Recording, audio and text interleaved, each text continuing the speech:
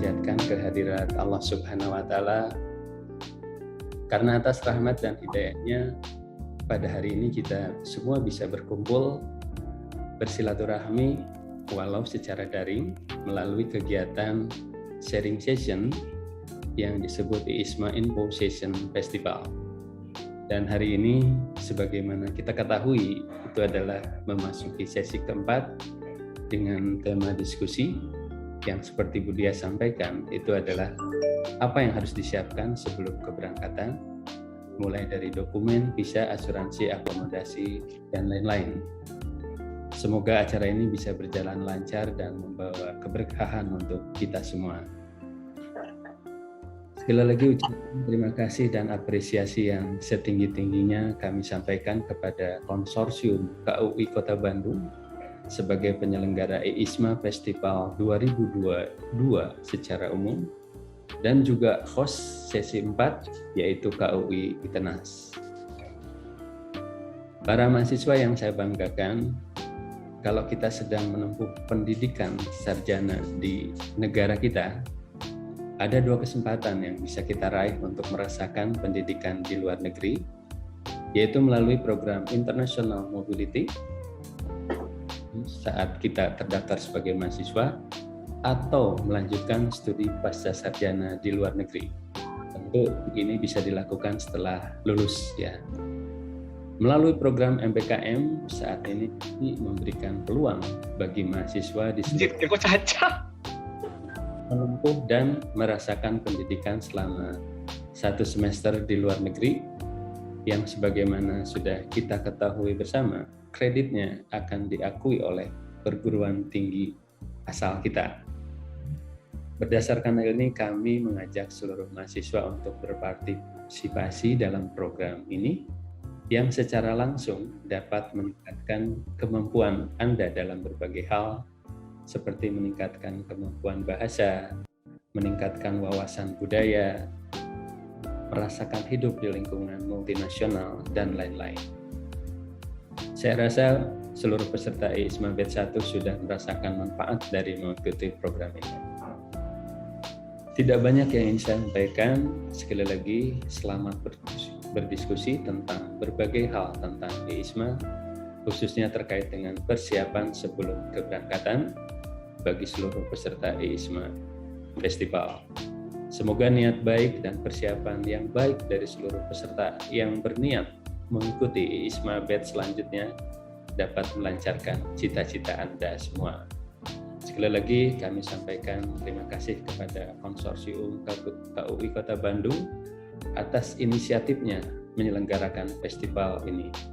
Tidak lupa kami ucapkan terima kasih juga kepada para alumni ISMA Batch 1 yang mau sharing kepada rekan-rekan lainnya yang akan mengikuti ISMA Batch 2. Itu saja yang bisa saya sampaikan. Sekali lagi selamat berdiskusi. Billahi taufiq wal hidayah. Wassalamualaikum warahmatullahi wabarakatuh. Waalaikumsalam warahmatullahi wabarakatuh. Terima kasih banyak atas sambutannya Pak Dhani. Selanjutnya saya persilahkan kepada Sabrina sebagai moderator untuk memulai sesi pre-departure preparation ini. Sabrina ini adalah awardee ISMA dari Michigan State University, Amerika Serikat, dengan home university dari UPI Bandung. Silahkan Sabrina.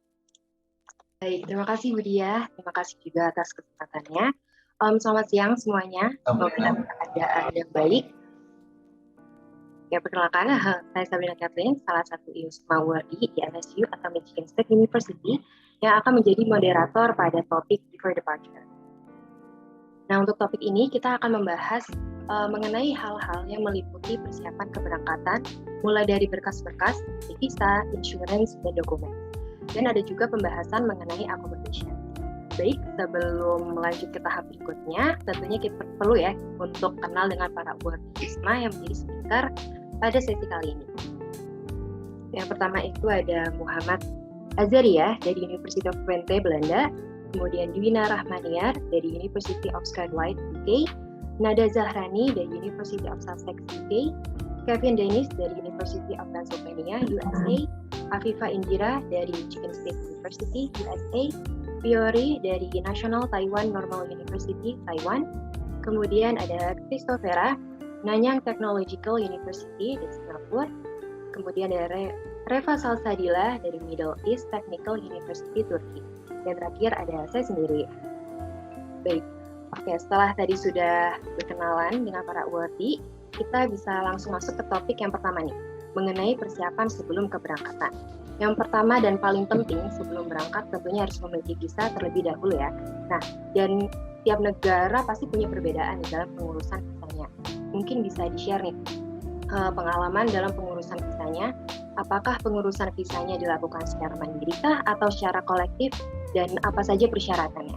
Silakan, mungkin bisa dimulai dari negara USA dulu ya, dari Kevin, silakan.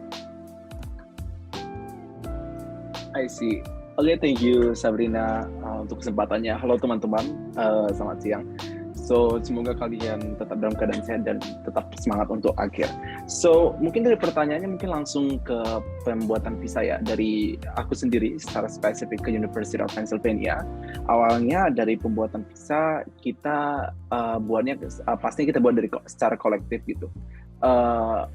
Setelah pembuatan secara kolektifnya itu kita bebas karena kebetulan kedutaan besar Amerika itu ada di Surabaya dan Jakarta. Jadi kita diharapkan untuk mendaftar di kedua kedutaan itu. Dan kemarin kendalanya dalam pembuatan visa memang dari segi pembiayaan, karena pada awalnya kita harus menyiapkan dana sekitar 11 juta dan itu kita di-reimburse gitu. So I think kayak kita pertama setiap orang dia expect untuk punya dana sebesar itu, dan kira-kira dari mana 11 jutanya banyak dari uang pribadi dan ada juga ada yang dapat dari bantuan dari universitas dan itu dibayar setelah di reimburse, dan ada juga yang pinjam dari keluarga juga. Dan setelah kita melakukan pembayaran, kita melakukan interview, dan kemarin terhalang juga dari teman-teman yang mungkin dari luar daerah yang bermasalah soal transportasi ditambahkan COVID, ada PCR dan mungkin sejenisnya. Jadi karena hanya di Jakarta dan Surabaya, jadi kita harus diusahakan sebisa mungkin harus cepat waktu atau H-1 atau H-2 sudah ada di sana gitu. Dan ya pada akhirnya begitu kita interview, kemarin ada beberapa awardee yang gagal, ada 2. Dan satu awardee akhirnya berhasil untuk memperbaiki datanya, karena apapun ceritanya teman-teman harus pastikan nama yang di kartu keluarga, nama yang semua di data diri, contoh ijazah ataupun semua yang ada di informasi pribadi kalian harus sama dengan yang kalian apply di website kedutaannya, karena kalau misalnya berbeda bisa dibuat gagal gitu, dan pada akhirnya kalian harus menunggu lagi, dan pada akhirnya ada yang nggak berangkat karena itu gitu. So itu hanya masalah nama yang belakang, contoh ada for example ada Sabrina, Kathleen, dan contoh E-nya ada 2, ada yang buat E-nya 1 gitu. So I think kayak you need to be careful on that gitu. So I think kayak that's secara umum pembuatan visa memang lebih ke kendala dari pembiayaan dan dari segi waktunya gitu. Dan at the end kita pemesanan tiketnya harus disesuaikan dari apabila visa udah selesai atau enggak. So kita bisa berangkat. I'm sorry kalau misalnya too long, but yeah, that's from experience, Sabrina. Oke, berarti untuk pengurusan visa kita mesti detail ya mengenai identitas. Oke, terima kasih ya Kelvin atas penjelasannya. Selanjutnya kita move ke UK ini, ada Nada. Nada, silakan. Ya, halo, aku Nada. Sama dengan USA, untuk pengurusan visa di UK juga dilakukan dengan kolektif. Total biayanya sekitar 7,5 juta, dan yang di reimburse itu hanya untuk pembuatan visa. Ada beberapa persyaratan visa, maksudnya beberapa dokumen yang harus dicantumkan pada saat pembuatan visa. Itu ada paspor terbaru dan juga ada paspor yang lama. Itu berlaku buat teman-teman yang paspornya udah expired dan sebelumnya tapi pernah ke luar negeri, jadi itu kalau bisa disertakan fotokopinya. Kemudian CAS atau Confirmation Acceptance of Studies, kemudian translate beberapa dokumen, itu ada KTP, akte kelahiran, kartu keluarga, terus juga translate akte kelahiran orang tua kalau ada, kemudian nomination letter dari ISMA, surat rekomendasi dari Home University, dan ada dokumen checklist yang nanti didapatkan setelah pengurusan visa. Setelah mengisi visa di website government UK. Ya, berarti kalau UK itu pakai penerjemah tersumpah ya? Iya betul. Ya, makasih ya Nada untuk sharing pengalamannya. Kita move ke Singapura, ada Vera. Halo Vera, silakan. Halo semuanya, perkenalkan saya Vera. Untuk visa ke Singapura sebenarnya lebih ke visa student pass gitu ya yang perlu disiapin itu. Nah, untuk visa student pass sendiri pendaftarannya itu mandiri. Jadi masing-masing anak harus mendaftar di websitenya imigrasi Singapura.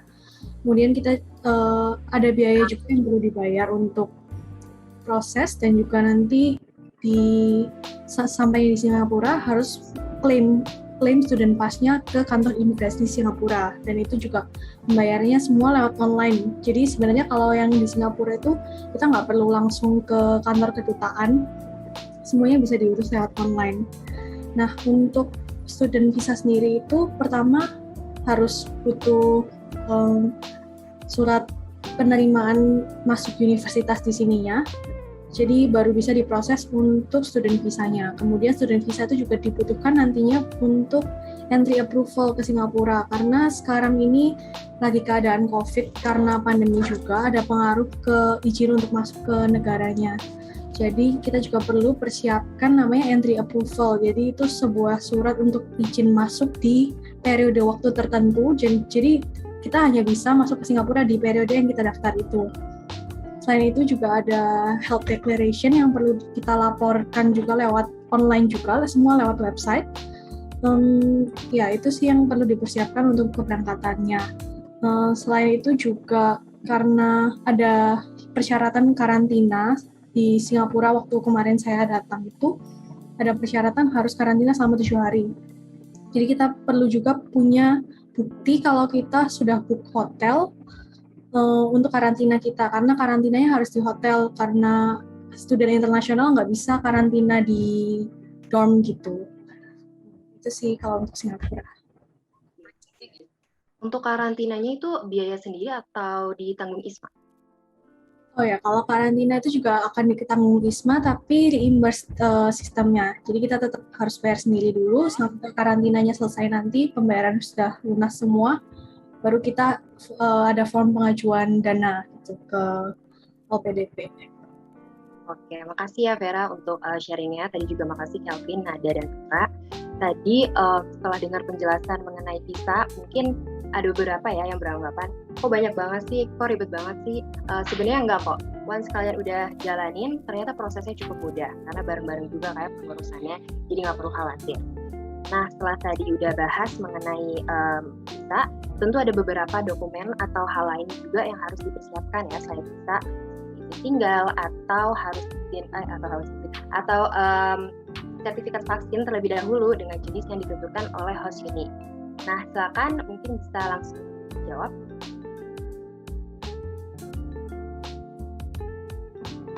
Untuk Dwina silakan dari UK. Iya, boleh diulang nggak pertanyaan tadi ada itu? Kenapa, Dwina? Boleh diulang nggak pertanyaan tadi, ada koneksinya jelek. Sorry Oh ya. ya, tadi kan udah bahas mengenai visa nih kita. Nah, tentu ada beberapa dokumen kan yang perlu dipersiapkan selain visa. Nah, kalau Dwina sendiri di UK ada nggak dokumen selain persyaratan visa yang perlu disiapin? Entah izin tinggal atau sertifikat vaksin. Oh iya, jadi apa boleh share screen aja ya yang tabel syarat pengurusan visa buat per negaranya? Oke, saya akan share ya sebentar.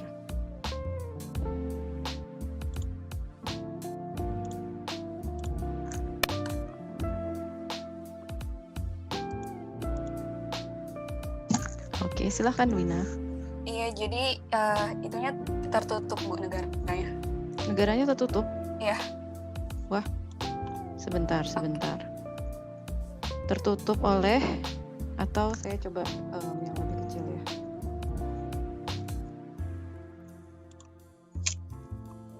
Sekarang terlihat? Ada apa tabel hitam gitu Bu? Tabel hitam? Iya. Sebentar. Tabel hitam ya? Di saya tidak terlihat. Saya aja yang buat share screen. Oke, silakan sebentar ya.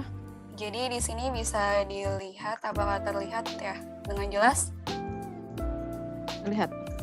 Ya, jadi di sini yang di blok biru itu persyaratan untuk per negara, mungkin bisa di screenshot buat yang pengen tahu.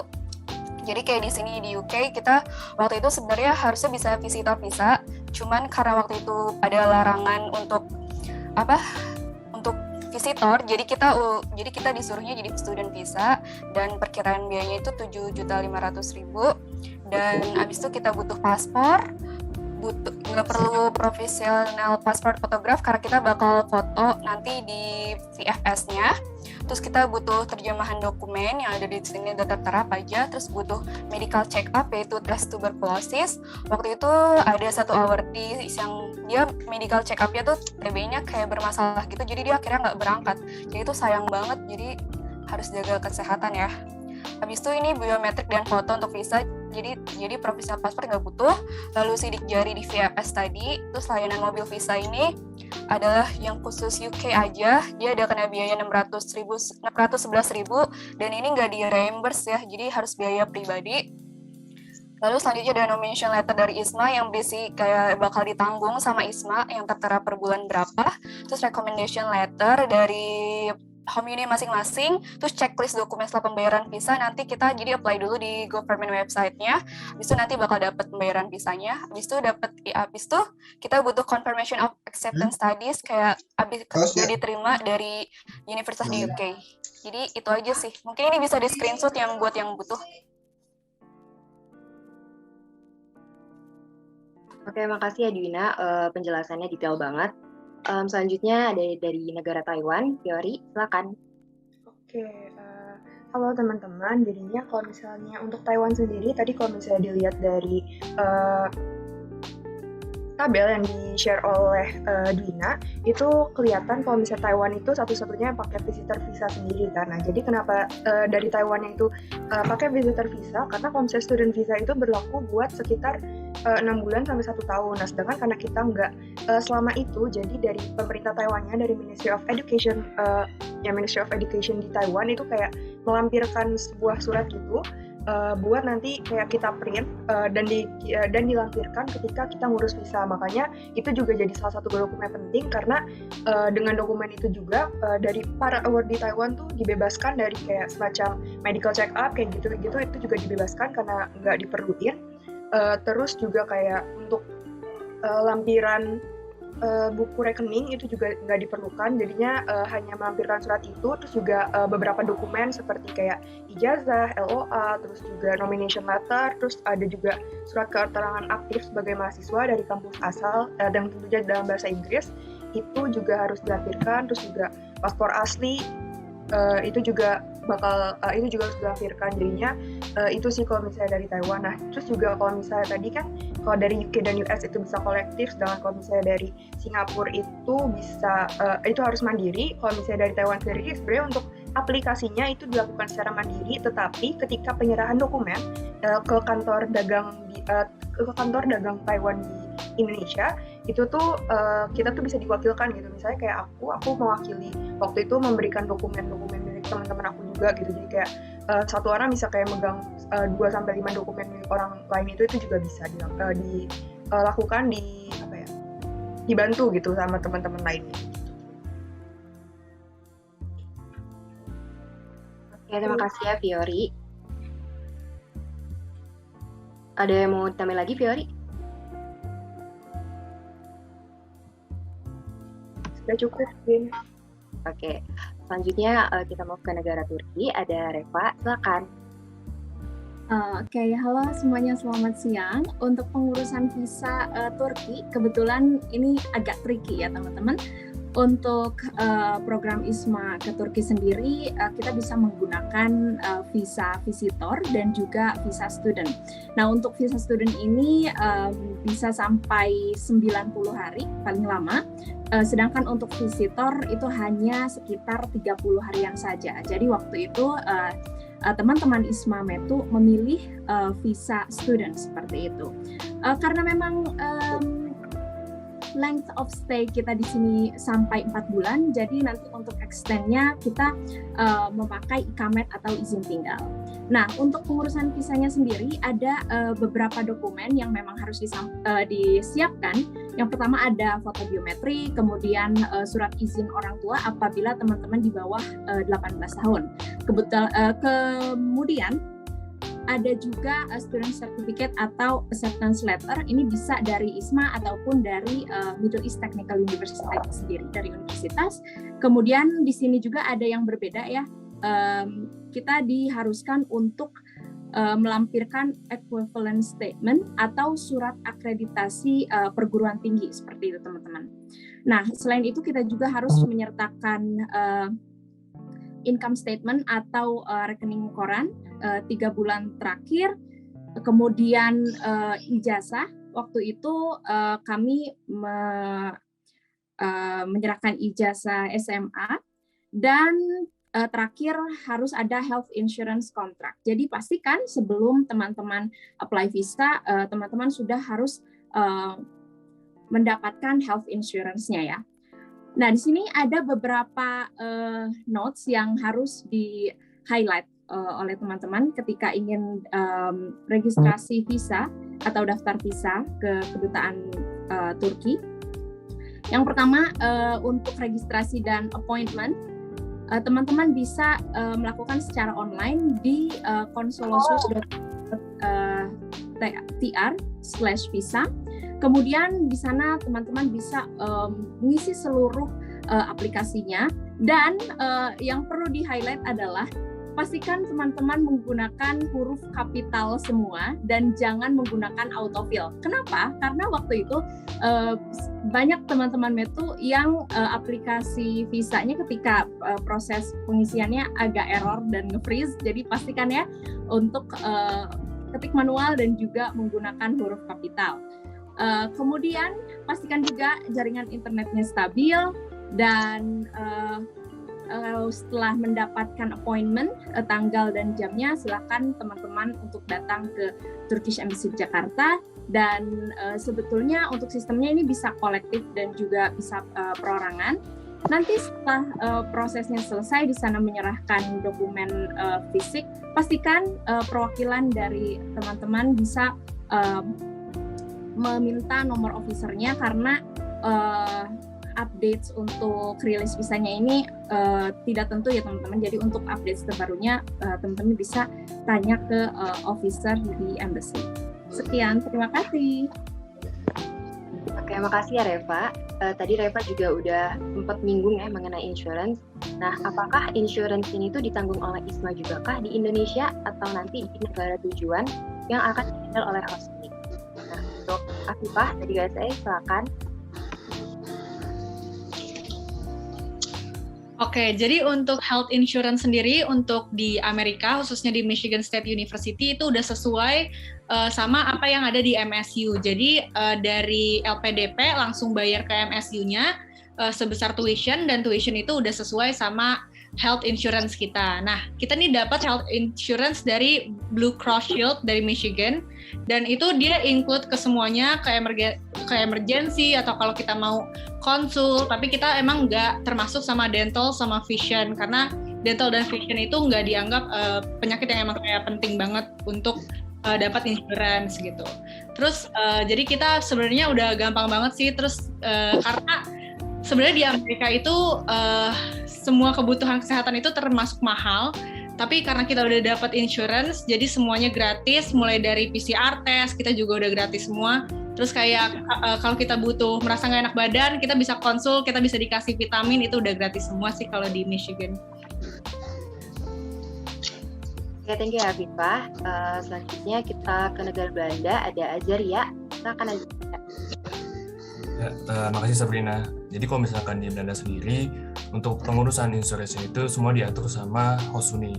Jadi kita nggak perlu ngurus sendiri lagi, jadi mereka sudah menyiapkan, sudah mengarrange, dan itu juga sudah termasuk bagian dari tuition fee yang dibayarkan oleh ISMA. Jadi nanti setelah kita sudah fix keterima dan menunggu keberangkatan, kita akan langsung dapat email student card insurance ya dari AON. dan ada kartu juga yang berisi list-list dokter-dokter atau fasilitas-fasilitas yang bisa kita pakai menggunakan insurance ini. Jadi sudah benar-benar aman lah diatur sama kampus kayak gitu. Oke, thank you Azaria. Berarti untuk ISMA ini sudah mengcover insurance untuk para awardee-nya ya. Nah, yang terakhir nih ada pembahasan mengenai accommodation di host uni nanti. Mungkin rekan-rekan ada yang penasaran ya, gimana sih nanti tempat tinggal para awardee, terus untuk makanan itu gimana? Apakah bisa masak di sana? Atau mungkin ada barang-barang yang wajib dibawa dari Indonesia? Nah, mungkin perwakilan awardee bisa share pengalamannya atau kasih tips perlu bawa apa aja sih yang dari Indo? Silakan. Afifah lagi. Oke, jadi kalau untuk di Michigan sendiri, di Michigan State itu ada peraturan bahwa kita tinggalnya di dorm, jadi harus di dorm. Nah, dormnya ini ada banyak banget, di Michigan State ada 6 neighborhood dan ada 30 gedung dorm. Dan di dorm itu kita nggak boleh teman-teman bawa magicom, kalau di Indonesia ya, bawa panci sendiri, ada kompor gitu, nggak bisa. Jadi kalau misalnya di sana, itu udah disiapin yang namanya dining hall-nya. Terus selain itu kita juga di neighborhood tersebut kita udah disediain sama kayak sport center, terus lapangan tenis, lapangan basket. Kota-kota untuk produksi. Nah, terus habis itu selain itu teman-teman mungkin banyak banget nih yang nanyain apakah ada makanan halal gitu di Amerika gitu kan. Tapi nggak usah khawatir teman-teman, di sana kita punya 10 dining hall dan itu semuanya lengkap. Kalau misalnya teman-teman nyarinya yang halal, nyarinya yang misalnya teman-teman vegetarian atau misalnya teman-teman ada alergi tertentu, itu udah ada section-sectionnya tertentu gitu. Jadi nggak usah khawatir tentang makanan. Selain itu kalau misalnya di MSU kita juga dapat gym gratis, dapat ice skating ring, terus habis itu kita bisa olahraga supaya tetap sehat juga. Dan di sana kita juga dapat yang namanya combo. Jadi combo itu jadi kayak ada Indomaret kecilnya gitu ya, supermarket. Nah, kita tuh di sana bisa 12 kali dalam seminggu belanja, dapat makan, minum, sama snack gitu. Jadi sebenarnya udah enak banget sih di sana. Jadi kalau misalnya aku jadi teman-teman jangan khawatir tentang makanan gitu, itu akan aman teman-teman di sana. Nah, di MSU itu sebenarnya ada community kitchen ya, Viv, tapi karena pandemi harus tutup. Jadi kangen ya, Viv, di MSU. Iya nih, bener. Bener kan. Selanjutnya ke negara Taiwan ada Fiori, silakan. Oke, nah sebenarnya kalau misalnya tadi kita udah dengar dari Afifa yang mungkin udah berangkat, nah cuman kalau dari Taiwan sendiri karena kita juga dipindah jadi baru berangkatnya di tahun ini, jadinya aku mungkin baru bisa ngasih point of view kayak apa aja yang aku persiapkan gitu atau apa aja yang awardee Taiwan persiapkan gitu buat kira-kira menempuh hidup di sana. Oke, nah jadinya kalau misalnya dari Taiwan sendiri untuk tempat tinggal, akomodasi itu juga di beberapa universitas kayak kalau di NTNU kebetulan masih belum tahu, cuman kemungkinan besar kami akan dapat dorm. Cuman kalau misalnya untuk di universitas yang udah fix itu ada di NTU atau di National Taiwan University, itu kemarin aku sempat tanya awardee-nya mereka udah fix dapat dorm, jadinya mereka akan tinggal di dorm. Nah, untuk makanannya sendiri juga sebenarnya kalau misalnya apakah akan disediakan atau apa kayak tadi kalau misalnya di MSU kan ada dining hall yang tersedia beragam macam makanan. Nah, kalau misalnya di Taiwan mungkin kayaknya nggak semewah itu. Cuman kalau misalnya di Taiwan sendiri, kita tuh ada aplikasi itu bisa di-download di Play Store. Itu ada aplikasi namanya Halalin. Itu kayak kalau misalnya buat yang muslim, kalau misalnya mau ngecek makanan gitu, apakah itu halal atau enggak, itu bisa dicek gitu. Itu makanannya kira-kira halal atau enggak. Terus kayak kalau nyari-nyari makanan halal, counter-counter makanan halal di mana aja, itu juga bisa dicek di situ. Nah, cuman ya emang tantangannya kalau misalnya dari Taiwan sendiri tuh kemarin kita sempat bahas kayak kalau misalnya kan Taiwan tuh hobi banget night market ya teman-teman. Jadi kayak mungkin jajanan-jajanan pasar kayak gitu-gitu itu mungkin agak-agak riskan juga buat nyari yang makanan non halal. Cuman ya saling jaga aja sih, paling mungkin kayak kalau misalnya makanan tuh saling ingetin. Nah, terus juga kalau untuk apa aja yang dibawa ke sana itu beberapa teman-teman aku udah ada yang survei kayak katanya kalau misalnya di dormnya itu jual Indomie, jadinya nggak perlu pada beli Indomie.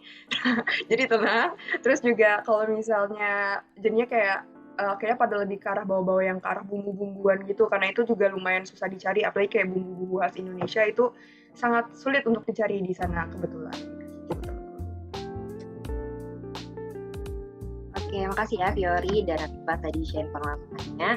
Nah, setelah tadi udah ada beberapa penjelasan nih mengenai visa, dokumen, insurance, dan akomodasi, barangkali rekan-rekan masih ada pertanyaan mengenai persiapan keberangkatan, bisa langsung ditanyakan melalui kolom chat. Silakan ya teman-teman yang bertanya. Ini ada pertanyaan dari Kinandita ya sepertinya, Sabrina. Oh iya Bu. Kinandita nih tanya, setelah kita mengeluarkan uang untuk visa, kapan uang itu akan diganti oleh pihak ISMA? Dan untuk recommendation letter itu dibuat oleh kita sendiri atau langsung dari kampus? Silakan, ada yang ingin menjawab? Kalau untuk mengeluarkan uang setelah visa itu masih reimbursement ya? Kalau seingat aku, kita kapan ya, Viv? Sekitar 2 bulan ya? Atau? Iya, jadi kalau misal visa itu sebenarnya sistem reimbursement secara general ya di LPDP itu sebenarnya cuma butuh waktu 2 minggu teman-teman. Tapi 2 minggunya itu setelah semua awardee di universitas tersebut udah lengkap datanya. Nah jadi itu sebenarnya yang PR adalah kalau aku sama Sabrina kan 30 orang ya Sab kita. Nah itu tuh kayak rada rempong gitu. Kadang-kadang udah 2 minggu semuanya udah ngumpulin, oh ternyata ada 3 orang yang datanya salah. Jadi harus ngumpulin lagi terus nunggu lagi 2 minggu gitu sih. Tapi kalau kemarin kita kalau aku sendiri itu udah selesai ngurusnya itu tanggal 24 Juli di visa dan di reimburse itu di 2 September kalau nggak salah. Jadi sebenarnya nggak begitu lama selama kita ngurus datanya tuh cepat teman-teman. Jadi 2 minggu itu pengajuan dari LPDP-nya. Yang penting harus tepat waktu ya Viv, untuk ngumpulin reportnya. Nah untuk recommendation letter itu dibuat oleh kita ya Viv. Mungkin awardee lain ada yang berbeda nih, recommendation letternya dibuat dari kampus kah atau sendiri? Aku dibuat dari kampus langsung waktu itu harus ditandatangan juga sama rektor. Iya benar, sama ada length of stay kita dari kapan sampai kapannya gitu. Oh, kalau UK dari kampus ya.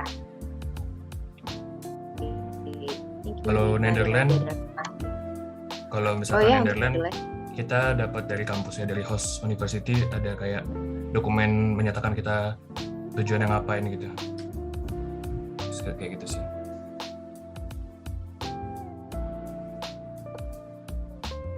Oke, thank you Azaria. Selanjutnya kita boleh nama nggak Sabrina? Sorry. Oh iya, boleh Kevin. Oh, thank you. Ya, actually dari segi seleksi benar itu dari kampus. Tapi kebetulan dari PEN sendiri, University of Pennsylvania, kita setelah diterima jadi awardee, kita diseleksi lagi dari PEN-nya gitu. So, kita diminta untuk punya 2 surat rekomendasi dan 2 ini dari orang profesional. Could be ya, kayak ketua KUI, dan kemarin aku juga minta dari dosen dan dari dari dosen kebanyakan sih. Jadi kemarin 2 dan pasti kita selalu masuk gitu. Jadi kalau misalnya kalian ngambil PEN dan diminta ada seleksi lagi, tapi kita pasti udah pasti masuk gitu. So I think itu for the next selections. Thank you so much. Oke, thank you Kevin untuk jawaban. Nah, ini ada pertanyaan lagi. Kabarnya di pesawat kita tidak boleh bawa liquid lebih dari 100 ml. Apakah ini benar? Saya rada lupa ya, Afifah mungkin bisa dibantu lagi. Iya, jadi untuk bawaan yang di dalam kabin atau yang dibawa ke pesawat atau di badan teman-teman itu nggak boleh di atas 100 ml. Tapi untuk yang ada di bagasi besar ya, yang di bagasi itu boleh di atas 100 ml. Tapi nggak boleh melanggar agriculture juga. Jadi nggak boleh bawa yang bau-bau gitu atau yang kayak ekstrak durian misalnya nih yang bau banget, nggak boleh gitu. Jadi yang daging-daging juga nggak boleh. Jadi harus diperhatiin sih negara tujuannya itu ada aturan apa aja yang nggak boleh masuk ke negaranya. Beberapa teman kita juga ada beberapa yang diambil ya, Viv. Kayak waktu itu teman kita ada kayak sambal-sambal gitu, diambil juga. Jadi ya mesti research juga ya kita untuk nanti airlines-nya larangan itu apa aja. Mungkin awardee lain ada yang mau nambahin? Mau nambahin kalau di UK kayaknya nggak terlalu seketat di US ya. Jadi soalnya waktu itu teman aku ada yang bawa bumbu pecel, itu berhasil gitu. Wow, keren. Yeah. Kalau kita waktu itu mie instan aja dibuang ya, Viv? Mie instan yang rasa daging gitu. Ya memang kalau US itu cukup steak gitu ya. Oke. Nah, ada pertanyaan, apakah ada contoh lain kasus penolakan visa di tahun lalu dan apa faktor penolakan tersebut selain perbedaan identitas dengan yang di-input? Mungkin wardi lain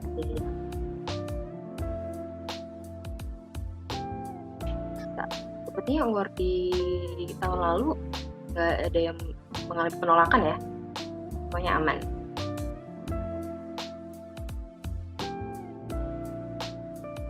Nah, karena sepertinya waktu sudah nggak mepet ya untuk sesi 2, aku mau langsung serahin aja ke Reva, silakan untuk sesi culture shock-nya. Oke, terima kasih Sabrina. Selamat siang teman-teman semua. Untuk sesi kedua ini, kita akan berbicara tentang culture shock, yang mana pastinya saya yakin bukan hanya saya saja yang mengalami culture shock ini, tapi teman-teman awardee lain juga pasti mengalami culture shock seperti itu. Nah, kebetulan di sini udah ada beberapa teman-teman awardee ini dari berbagai negara ya. Saya cek dulu, ada dari UK, US, Singapura, Taiwan, dan tentunya ada dari Turki juga. Nah, hari ini saya bakal bahas dulu tentang culture shock, tapi nanti juga bakal ada sharing pengalaman-pengalaman menarik lain dari teman-teman awardee lain. Nah, yang pertama, kayaknya saya pengen tanya ke Afifa nih. Halo Afifa. Halo Reva. Afifa ke US kan ya? Iya. Ini rombongan pertama banget nih kayaknya. Dulu bulan apa ya? Kebetulan kalau ke Turki kan bener-bener terakhir ya berangkat. Kalau US bulan kan Agustus kita. Kebetulan US itu kayak batch yang pertama gitu yang berangkat ke US. Oke, pastinya udah hatam banget nih culture shock di US, dan asik-asiknya di US pasti udah paham banget ya. Boleh lah. Oke, gimana nih? Apa sih culture shock yang paling terasa pas Afifa datang ke US? Silahkan Afifa. Pertama-tama aku nyampe sana pasti kagetnya tentang penanganan COVID ya, karena aku udah di Indonesia nih udah pandemi COVID-19 nggak bisa kemana-mana, terus tiba-tiba kita nyampe di Amerika dan tiba-tiba di sana di luar tuh pada nggak pakai masker gitu. Jadi itu aku sempat rada anxious juga, tapi seneng juga, tapi jadi mixed feeling gitu rasanya Reva. Terus abis itu selama aku di sana tuh aku juga rada kaget-kaget tentang hal-hal kecil, mulai dari di sana nggak ada yang namanya Gojek atau Grab gitu teman-teman, jadi kita harus jalan kemana-mana. Terus abis itu juga aku rada kaget ketika di sana tuh jadi kita bebas pakai baju apa-apa teman-teman. Jadi kalau misalnya di Indonesia mungkin kita kuliah pakai kemeja gitu ya, tapi kalau misalnya di sana itu banyak yang pakai eyeshadow warna biru, warna pink, warna hitam gitu. Terus habis itu bahkan kagetnya juga kadang-kadang ngelihat dosennya gitu yang rambutnya warna-warni gitu. Jadi kayak semuanya bisa mengekspresikan diri banget sih di sana. Jadi aku juga sempat kaget. Terus selain itu juga tentang cuaca mungkin ya, karena pas nyampe di sana itu aku sempat ngerasain summer dulu sebentar. Panas banget, bener-bener sampai keringetan, terus tiba-tiba besoknya langsung dingin banget gitu. Jadi aku juga sempat harus ada penyesuaian gitu tentang cuaca di sana. Oke, lumayan banyak juga ya culture shock-nya, tapi ada beberapa juga nih yang mirip-mirip Turki, bener gak ada Gojek. Jadi apa-apa emang harus transportasi umum dan lain sebagainya. Menarik sekali. Oke, thank you Afifa. Just for your information teman-teman, jadi untuk ISMA 2021 ini tidak semuanya bisa berangkat di fall semester. Ada teman-teman yang berangkat di spring semester. Nah, salah satunya ini ada Fiori ini. Halo Fiori. Halo Reva.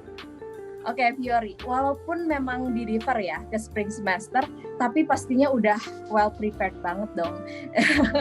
Nah, kira-kira apa sih, ada persiapan khusus gak sih untuk menghadapi culture shock yang mungkin bisa aja dirasain nih ketika datang ke NTNU Taiwan? Silakan Fiori. Oke, sebenarnya kalau misalnya buat culture shock ini lebih ke arah karena kita juga tahu kali ya kalau misalnya Taiwan itu bukan English speaking country gitu kayak USA atau UK gitu kan. Jadinya mungkin culture shocknya ini lebih ke arah language dulu sih. Nah, ini juga yang menarik, jadi kayak karena kemarin kami itu di Dever, nah dari pihak ISMA-nya itu bekerja sama gitu sama kayak Mandarin Learning Center di salah satu universitas di Taiwan itu, kayak mereka meng-offer buat kursus Mandarin selama 2 bulan, kalau nggak salah 1 bulan atau 2 bulan gitu, itu untuk yang basic gitu, dan itu ditawarkan secara gratis untuk para award di ISMA gitu. Jadi siapa yang bisa, siapa yang mau, silakan ikut aja program itu. Jadinya kemarin beberapa awardee ada yang ikut program itu, dan ya sebenarnya lumayan membantu, cuman kayak kalau misalnya ketika kita kemarin juga di speaking test atau apa juga ternyata masih belum sejago itu untuk benar-benar berbicara dengan bahasa Mandarin gitu untuk survive di sana. Kalau misalnya secara bahasa sih itu ya kalau misalnya untuk preventifnya. Cuman kalau yang lain-lainnya mungkin lebih ke arah lebih sering-sering research sih, kayak research kayak kalau misalnya di Taiwan tuh ada apa aja sih, terus juga makanannya kayak gimana kira-kira, itu sih yang benar-benar sedang di research. Oh, sama satu lagi, living cost itu juga pasti harus di research. Pasti kayak teman-teman juga ngerasain kan tiba-tiba kayak jomplang juga harganya dengan Indonesia, kayak antara yang ada yang kemahalan, ada yang kemurahan, nggak ada yang tahu kan. Wow, keren juga ya. Jujur, aku sendiri baru tahu ya, ternyata ISMA provide kursus bahasa Mandarin. Ini keren banget, karena memang bahasa ini menjadi salah satu challenge juga, apalagi untuk negara yang bahasa nasionalnya bukan bahasa Inggris, jadi agak tricky juga. Tapi keren banget nih, kayaknya udah lancar cas-cus banget nih kayaknya. Maaf, kayaknya udah agak lupa. Tapi at least untuk greetings dan groceries pasti nggak bakal kesusahan lah ya, Fiori. Sebenarnya saya bisa punya gitu, kayak kepengen order sesuatu makanan itu kayaknya udah bisa ya setidaknya. Oke, sekarang udah di Taiwan apa belum? Belum, kemungkinan kalau di Taiwan yang ke Taiwan itu karena Yogi kan memang lagi demam paper. Oke, yang ke Taiwan itu baru pada berangkat sekitar tanggal 14 sama tanggal 20, jadi 2 kali keberangkatan. Oke, semangat praktek langsung di negaranya nih gimana? 2 bulan kursus bahasa Mandarin, keren banget. Semangat Fiori. Oke teman-teman, berkaitan dengan bahasa nih ya. Kebetulan aku juga penasaran nih, karena di sini ada awardee dari Belanda yang kebetulan bahasa nasionalnya juga kan bukan bahasa Belanda ya. Ada Azaria. Halo Azaria. Halo. Nah, gimana nih di Belanda ada culture shock bahasa nggak? Soalnya di Turki ada, tapi ntar aku mau ceritanya kamu dulu. Silakan Azaria. Oke, jadi fun fact ya. Walaupun di Belanda itu mereka punya bahasa sendiri Belanda, tapi sekitar 90% orang Belanda itu cukup mahir berbahasa Inggris. Jadi bahkan sehari-hari itu mereka tuh pakai bahasa Inggris. Bahkan yang misalkan yang jualan di warung-warung aja tuh mereka bisa bahasa Inggris gitu. Karena emang mereka terbiasa dan emang kayak diwajibin gitu sih di sini pakai bahasa Inggris. Jadi kayak ya udah nggak perlu belajar, nggak perlu wajib banget belajar bahasa Belanda karena bisa berkomunikasi dengan baik walaupun dengan menggunakan bahasa Inggris kayak gitu. Wow, menarik juga ya. Jadi nggak terlalu PR banget ya untuk bahasa ini. Iya, betul. Tapi kamu ambil matkul Dutch ya? Bahasa Belanda nggak? Enggak sih, cuman dari kampus berapa kali nyediain dua kali kursus gitu untuk bahasa Belanda. Jadi ya lumayan lah buat pengalaman belajar bahasa Belanda. Ya, walaupun karena gini, teman-teman ISMA lain yang dari negara lain juga kadang mereka sebagai awardee jadi auto belajar bahasa nasionalnya kan. Walaupun di Belanda 90% pakai bahasa Inggris, tapi setidaknya kamu udah bisa belajar lah dikit gitu ya. Keren banget nih. buat teman-teman yang mau ke Belanda mungkin nanti nggak terlalu PR jadinya kalau misalnya nggak usah dulu belajar bahasa Belanda, tapi kalaupun mau mungkin itu bisa jadi nilai plus ya. Ya, betul banget.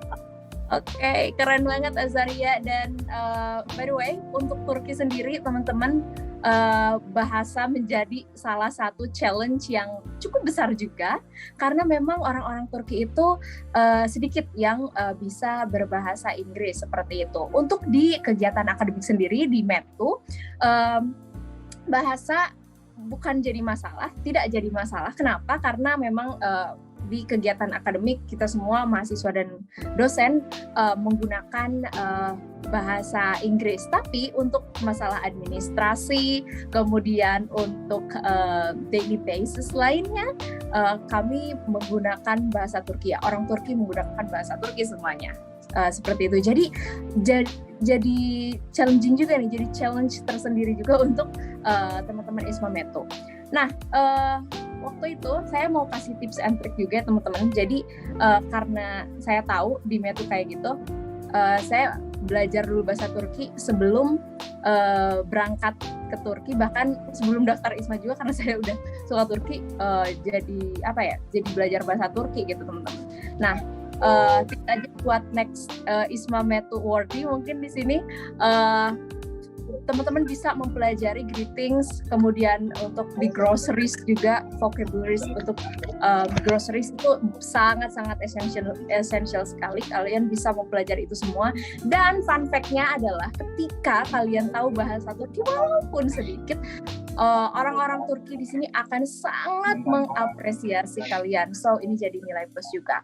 Dan untuk kalian yang ingin belajar bahasa Turki, kalian bisa mengunjungi website, ada Yunus Emre Institute Portal. Di sana gratis, dan juga kalian juga bisa belajar di Duolingo.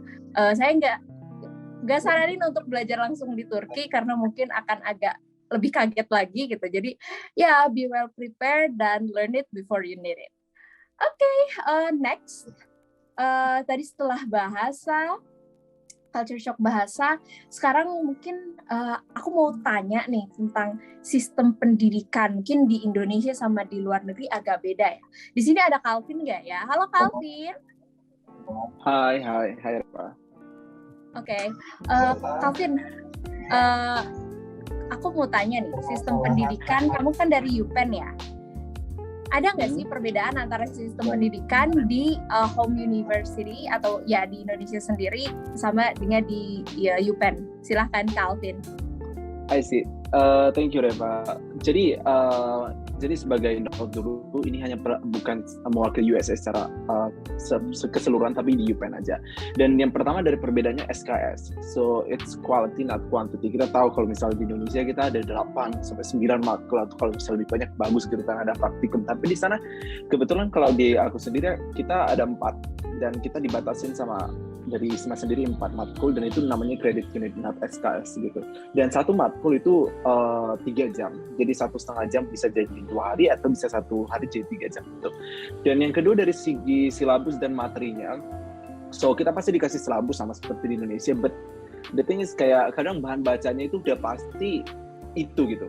Jadi udah dikasih tahu dari awal, nanti nggak akan mendadak dikasih tahu, oh kita ada barang bacaan kalian harus baca ini, nggak. Kita udah dikasih tahu dari awal ini materinya, dan kita pasti stick ke arah situ, dan benar-benar terakomodir berdasarkan jenis meetingnya. Dan yang ketiga dari segi dosennya benar-benar mendukung, karena kita nggak culture respect kayak selamat pagi Ibu, mohon maaf mengganggu, kayak gitu yang kita lihat di Indonesia. Tapi di sana kayak kita, kalau aku sendiri, kita hubungin jam 12 malam, no problem, dia so chill banget. Kayak kita ketemu, kita manggil namanya aja nggak apa-apa. So respect is not, you respect them, tapi nggak seperti yang di Indonesia bentuknya gitu. Dan mereka menyediakan office hours, jadi kayak ada waktu free di mana kita bisa diskusi sama mereka, diskusi soal permasalahan cinta kalian atau hal-hal lain di luar perkuliahan juga boleh gitu. So they are our buddies gitu selama di kelas, dan semoga kalian bisa nyaman di kelasnya. Dan yang keempat dari segi orang-orangnya sana ambisius, dan diusahakan kalian membaca materi bisa sampai 50 pages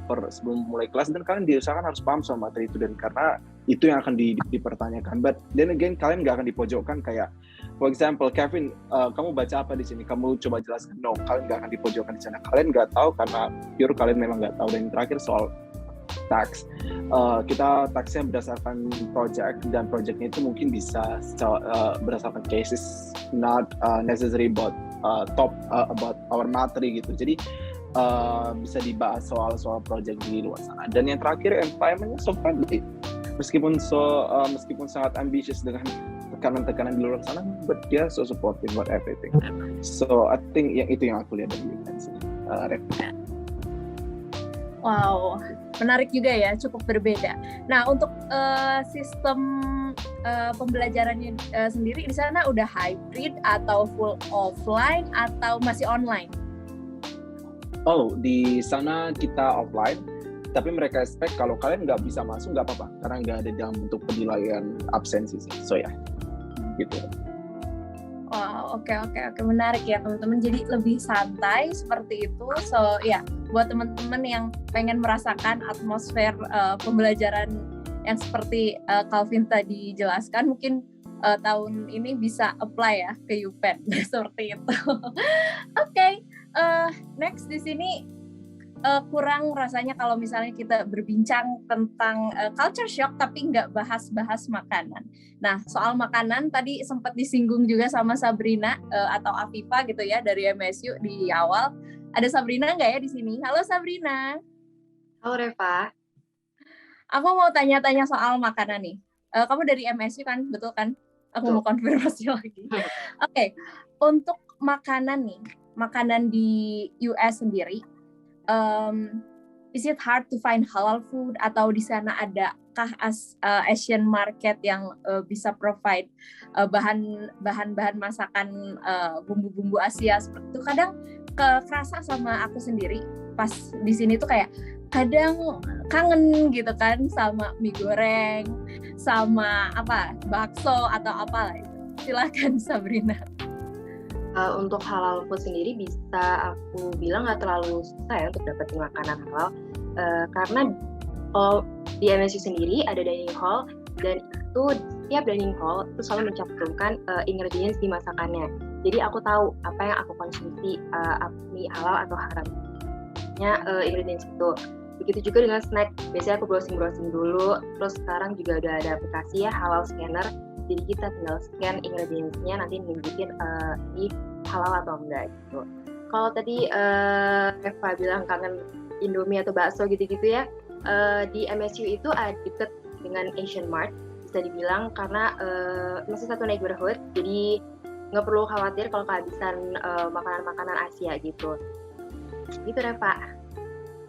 Oke, jadi ya, kalau misalnya kangen masakan Indonesia mungkin bisa sedikit terobati karena di sana juga ada. Dan untuk halal food, don't worry karena di sana ada ingredients yang bisa teman-teman lihat tuh kira-kira ini terbuat dari apa seperti itu. Oke, thank you Sabrina. Dan as a reminder, kalau misalnya ada teman-teman yang penasaran tentang culture shock ataupun living abroad information dari teman-teman awardee ISMA di sini, silahkan untuk drop pertanyaannya di kolom chat ya teman-teman. Nanti di sesi Q&A akan ditanyakan. Oke, next nih, karena tadi juga sempat disinggung soal cuaca dan kebetulan aku juga dengar nih dari siapa ya, dengar waktu itu tuh katanya Glasgow is always gloomy. Di sini kebetulan ada yang dari Glasgow ya, siapa? Dwina. Halo Dwina. Hai. Gimana nih? Glasgow is always gloomy. Yang benar tuh Glasgow. Oke. Yeah. Glasgow is always gloomy. Gimana tuh? Kenapa jadi aku tuh di Glasgow di Skotlandia. Jadi weather di sini tuh beda banget sama di Indonesia. Jadi kayak di sana itu selalu gloomy, selalu kayak hujan gerimis gitu-gitu tuh kayak udah wajib banget dah kayaknya kultur dari Skotlandia gitu kayak. Jadi kayak di Indonesia kan sunny banget, jadi pas di Glasgow itu kayak aduh nyesel banget kalau di Indo kadang suka aduh panas banget, bisa nggak sih kayak turun salju gitu kan ya. Tapi pas di Glasgow sini kayak aduh kangen banget cuaca Indonesia yang sunny gitu, kayak pengen matahari muncul bisa nggak gitu. Jadi gitu. Nah untuk mengatasi cuaca yang sering gerimis kayak gloomy gitu, jadi aku akhirnya beli attire yang waterproof kayak coat yang waterproof gitu, yaitu harganya 25 pound. Terus habis itu boots juga yang waterproof, itu kayak benar-benar kunci utama dari untuk mengatasi culture shock cuaca ini sih. Terus karena sebenarnya payung bisa, cuman karena anginnya kencang jadi kita ngandelinnya sih coat sama boots aja gitu. Terus ada juga sih sebenarnya kayak jokes antara aku sama teman-teman ISWA awardee yang lain. Jadi kalau misalnya ada yang pakai payung itu disangka itu foreigner ya. Soalnya kayak kalau yang native itu kayak tinggal pakai hoodie doang, kayak mereka tuh langsung terobos gitu. Jadi ya udah aku sama teman aku kayak berlagak agak kayak native. Jadi kita juga ikutin pakai hoodie, nggak pakai payung. Oke, jadi wow. galau terus berarti ya cuaca di Glasgow sana. Iya, enak banget bikin Indomie. Bikin Indomie, oke. Jadi mungkin untuk pakaian dan lain sebagainya dan khususnya payung mungkinnya harus disiapkan ya, karena kalau tiap hari gerimis agak repot juga ya. Untuk pakaian sendiri, Dwina benar-benar prepare semuanya dari Indo atau di Scotland? Kalau untuk pakaian yang biasa itu kayak bawa dari Indo. Cuman kalau untuk kayak winter gitu, kayak terus kayak tadi untuk mengatasi hujan gitu, belinya sih di sana. Jadi kayak pakai uang ISMA pasti masih cukup kok. Oke, pasti cukup teman-teman. Jadi kalau misalnya mau belanja untuk keperluan winter di sana pasti cukup gitu ya. Oke, mantap. Terima kasih Dwina.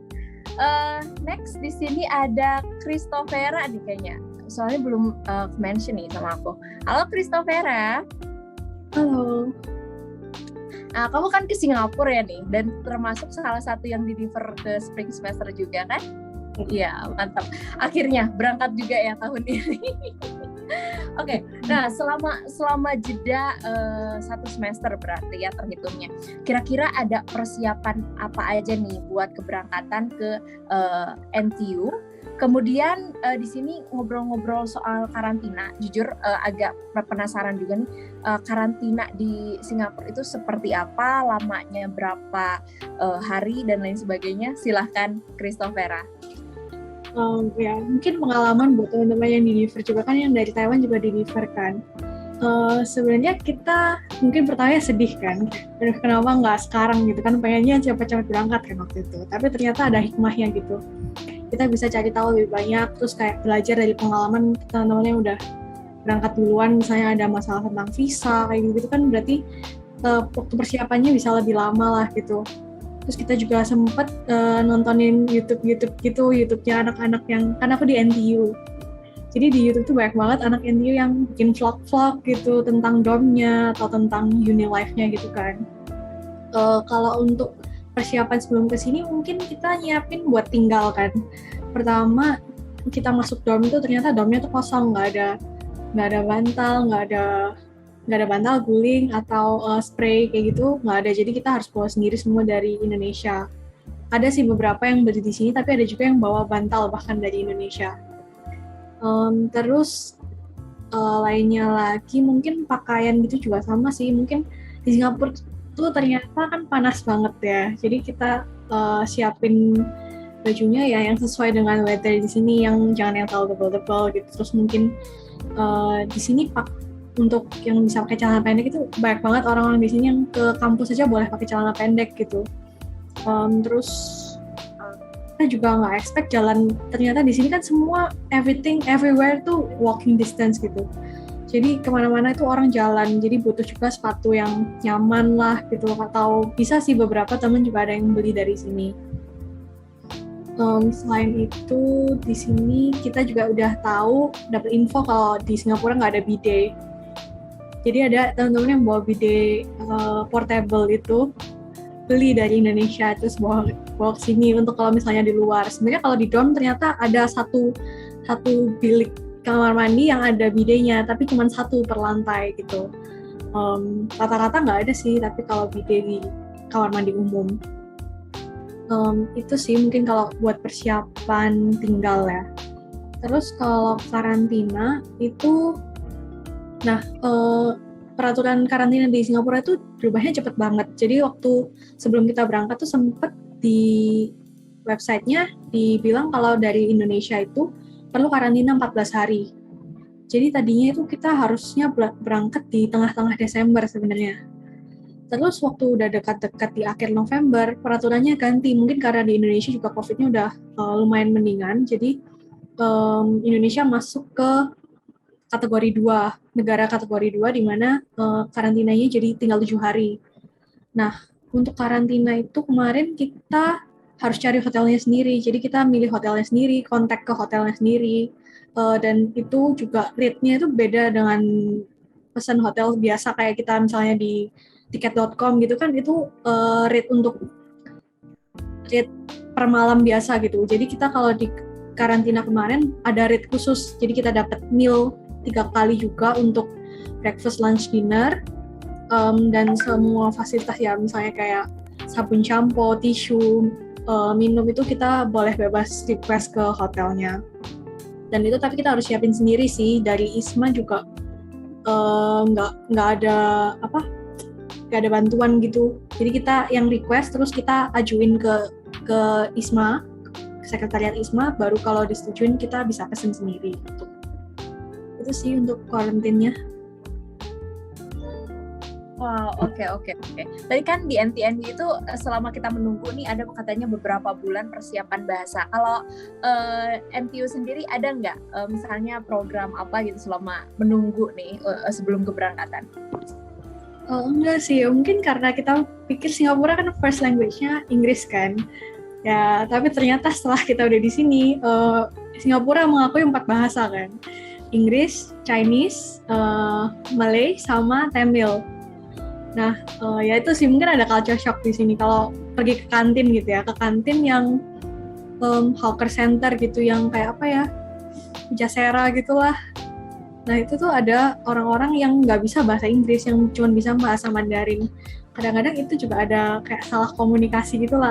Aku pernah pribadi sekali pesan gitu, ternyata yang keluar nggak sesuai sama yang aku pesan, ternyata ada salah komunikasi gitu, karena orangnya juga nggak ngerti aku ngomong bahasa Inggris apa, aku juga nggak ngerti yang jual ngomong Mandarin ngomong apa gitu. Nah itu salah satu culture shock sih. Mungkin beberapa terms bisa kita pelajarin di sini, tapi ya bisa diusahakan kalau pesan makanan gitu, bahasa-bahasa yang simple gitu.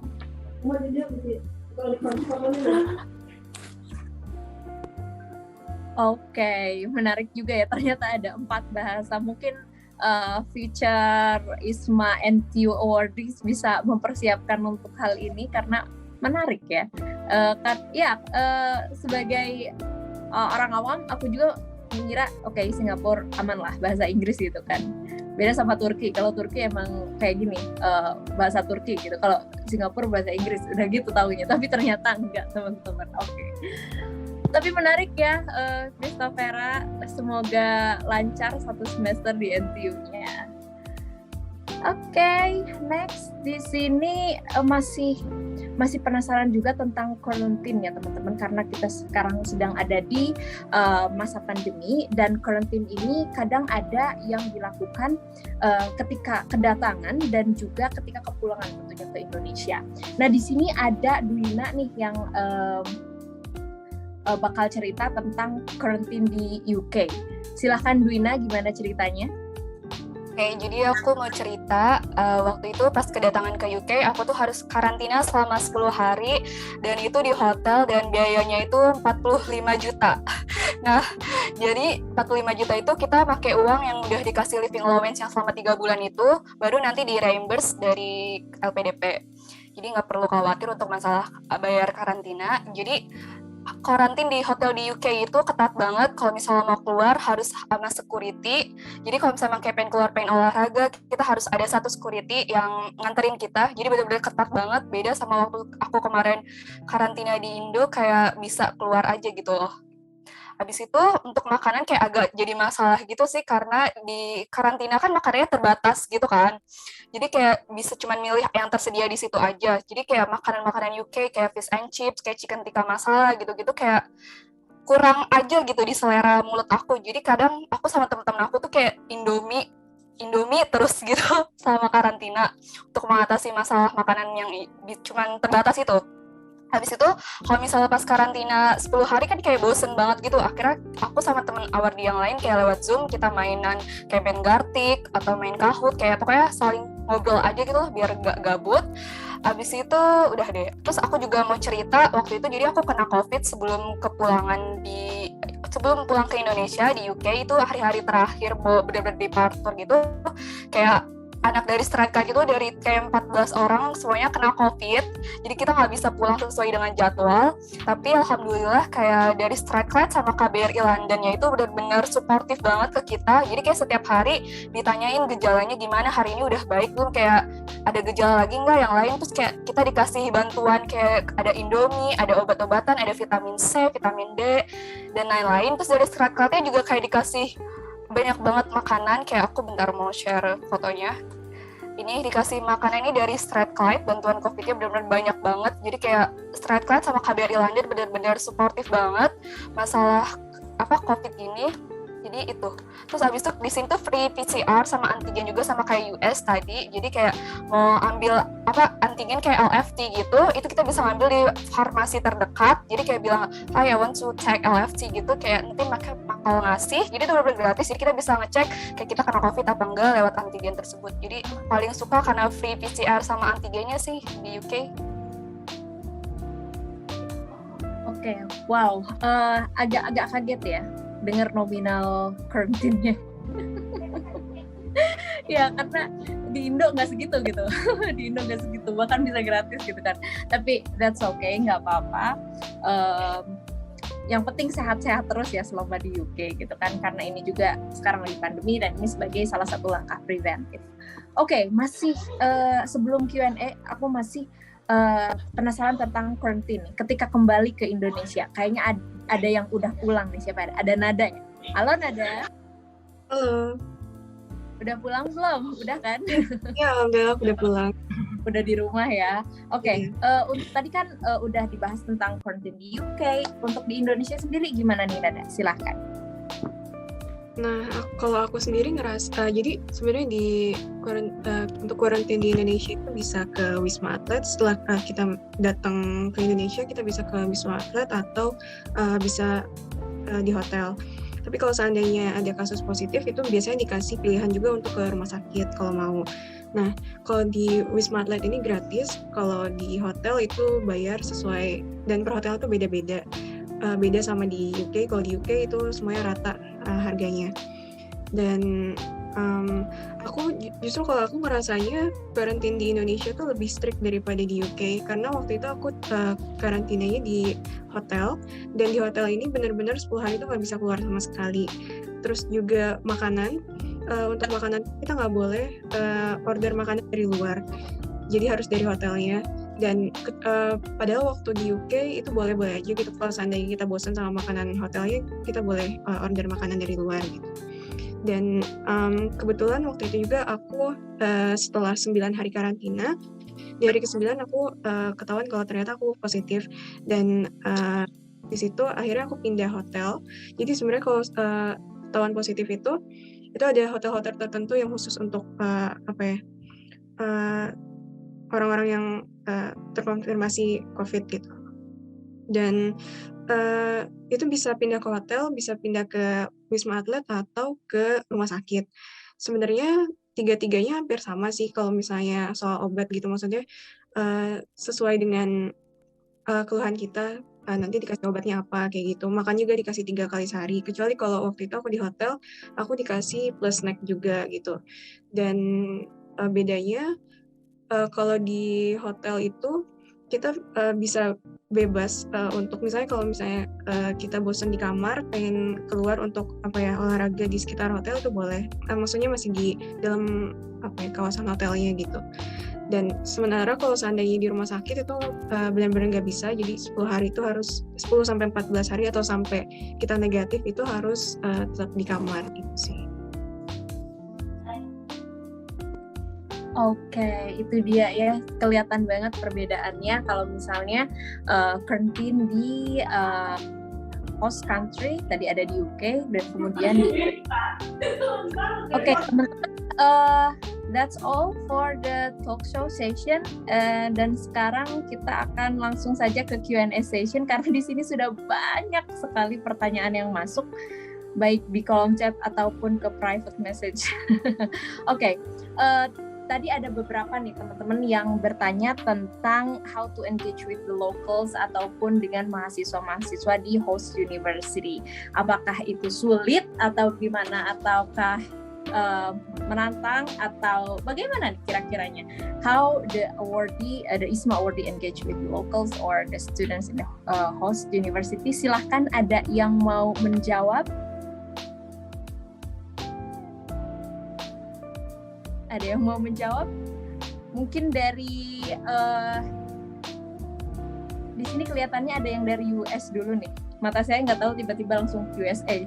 Afifa, gimana nih ceritanya? Gimana sih cara berteman di sana? How to engage with the locals or the students in host university? Apakah sulit ataukah mudah? Silahkan. Jujur aku awal-awal pas di Indonesia juga itu adalah hal pertama yang aku takutin gitu ketika aku berangkat. Tapi ternyata pas nyampe sana tuh nggak sesusah itu. Aku biasanya siasatinnya dengan cara aku daftar gitu organisasi-organisasi. Aku daftar komunitas badminton, terus habis itu aku daftar kayak ada thrifting club, terus habis itu suka ada banyak aktivitas-aktivitas yang kayak maksa kita untuk kenalan gitu sama orang asing. Terus habis itu di sana juga karena semuanya tuh baru balik lagi ke dorm, jadi pada sibuk gitu nyari-nyari teman. Aku juga udah kayak sekitar 3 kali atau 4 kali, aku lagi duduk gitu makan sendirian di dining hall, tiba-tiba ada yang nyamperin gitu. Terus habis itu kayak mau duduk bareng nggak gitu, soalnya males kalau misalnya kita duduk sendiri, mending kita gabung aja gitu. Jadi malah dapat temen ya dengan kayak gitu caranya gitu. Jadi kayak saling open aja. Terus juga kalau misalnya teman-teman yang mungkin pengen lebih gencar lagi nyarinya, mungkin gampang banget, tinggal aja kayak komplimen gitu, bajunya bagus banget. Nah biasanya itu bisa langsung jadi ngobrol panjang gitu, dan malah jadi temenan, jadi tukeran Snapchat, tukeran Instagram, terus malah jadi temenan, jadinya kayak ketemuan yuk makannya gitu-gitu. Jadi menurut aku nggak sesusah itu sih, karena selama kita open untuk kenalan sama orang baru. Oke, jadi nggak terlalu challenging lah ya, mudah banget nih buat Afifa. Oke teman-teman, sedikit cerita juga nih untuk di Turki, how to engage with the locals or the local students as well.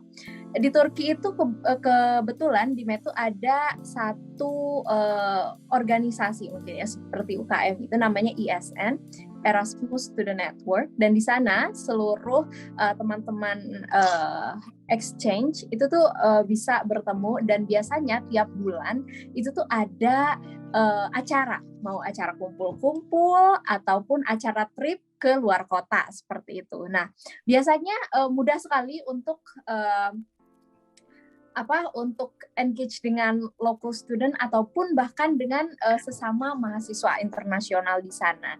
Dan salah satu trik juga buat teman-teman nanti mungkin yang jadi next award di ISMA Metu, kalau misalnya kalian pengen expand network mahasiswa lokal di sini, kalian setidaknya harus bisa mendapatkan satu teman mahasiswa lokal dulu, karena kalau misalnya udah berteman dengan satu mahasiswa lokal biasanya suka merembet jadi banyak temennya seperti itu. Nah, gimana ceritanya dari negara lain, dari Netherlands nih, gimana Azaria? Gimana sih cara berteman ataupun engage with the locals di Belanda? Silahkan. Oke, jadi untuk orang lokal sini ya, orang Belanda sendiri itu mereka sangat menghargai banget privasi. Jadi agak susah untuk engage ke mereka gitu. Karena mereka benar-benar kalau misalkan kayak nggak butuh atau nggak pengen deket banget nih, ya mereka nggak mau temenan gitu. Ada mungkin satu cara sering ikut party, karena kebetulan orang sini tuh seneng banget sama party gitu. Jadi agak sulit juga ya buat orang yang nggak suka party atau yang emang nggak pengennya party gitu. Dan juga orang sini tuh bener-bener strict gitu ya, kayak kalau mau ketemu harus appointment dulu, harus janjian dulu. Jadi kalau misalkan belum deket banget nih, ya ribet lah ya, mau janjian dulu, appointment dulu, harus ngatur waktu segala macam, jadi agak sedikit sulit untuk berteman dengan orang lokal. Oke, beda negara, beda cerita ya. Ada yang bisa langsung nyamperin jadi teman, ada yang cukup complicated juga, tapi nggak apa-apa, itulah cerita dari negara yang berbeda seperti itu. Oke, next ke pertanyaan selanjutnya. Tadi di sini ada beberapa juga nih, ada pertanyaan yang sama, saya summarize aja ya. Untuk aksen, khususnya di UK, tadi ada yang nanya ke Dwina kalau nggak salah. Nah, untuk aksen di UK kan British banget gitu. Apakah ini bisa jadi challenge atau obstacle khususnya dalam kegiatan akademis, karena mungkin kadang beda aksen juga suka bikin pusing gitu ya. Ini apa sih yang diomongin gitu kan. Silahkan yang dari UK, Dwina.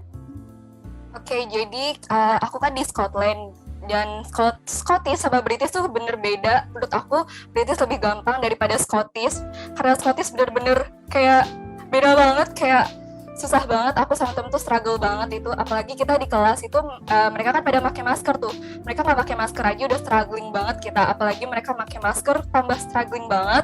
Jadi aku sama teman-teman aku tuh ngatasinnya dengan kita berteman sama orang lokal, jadi kayak sekaligus latihan listening itu kuncinya. Abis itu kalau misal pas kelas, sebelum kelas itu kita pasti baca dulu reading list yang harus dibaca setelah kelas, pas kelas. Abis itu kalau misalnya pas kelas masih kayak gak ngerti dosennya ngomong apa sih, kayak yang lain pada ngomong apa kayak gitu, mungkin setelah itu kita bisa email dosennya kayak kayak bisa tolong jelasin lagi nggak, kayak pas tadi itu bahas apa gitu-gitu, karena mereka pasti ngerti kalau kita ini exchange student, apa language pertama kita bukan Inggris, apalagi tuh ada aksen Scottishnya tuh, karena mereka sangat helpful. Jadi menurut aku kalau seek for help tuh jangan ragu gitu. Mungkin ada juga bisa menambahin pengalaman selama di UK, karena di UK di Sussex kan pakai British ya, bukan Scottish. Iya betul. Tapi gimana ya? Ya aksen Inggris, aksen British tuh emang benar-benar ya lumayan susah untuk ditangkap, dan ya mungkin lebih susah Scottish ya. Tapi kalau aku sendiri sih ngatasinnya pada saat itu aku banyakin. Sebenarnya pada saat itu aku sempat ngerasain kayak, aku nggak ngerti apa-apa. Aku kayak gimana ya? Merasa bodoh banget gitu. Sampai akhirnya pada saat itu aku banyakin ini sih, dengerin podcast yang bahasa Inggris yang pakai accent British kayak gitu.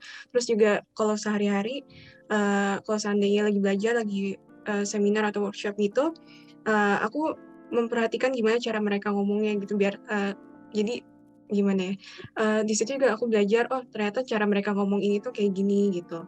Dan sebenarnya struggle-nya lagi adalah di sana tuh banyak banget mahasiswa internasional, dan setiap negara tuh punya aksennya masing-masing gitu, kayak yang dari China kayak gimana, Jepang gimana, atau dari India kayak gimana, Arab kayak gimana.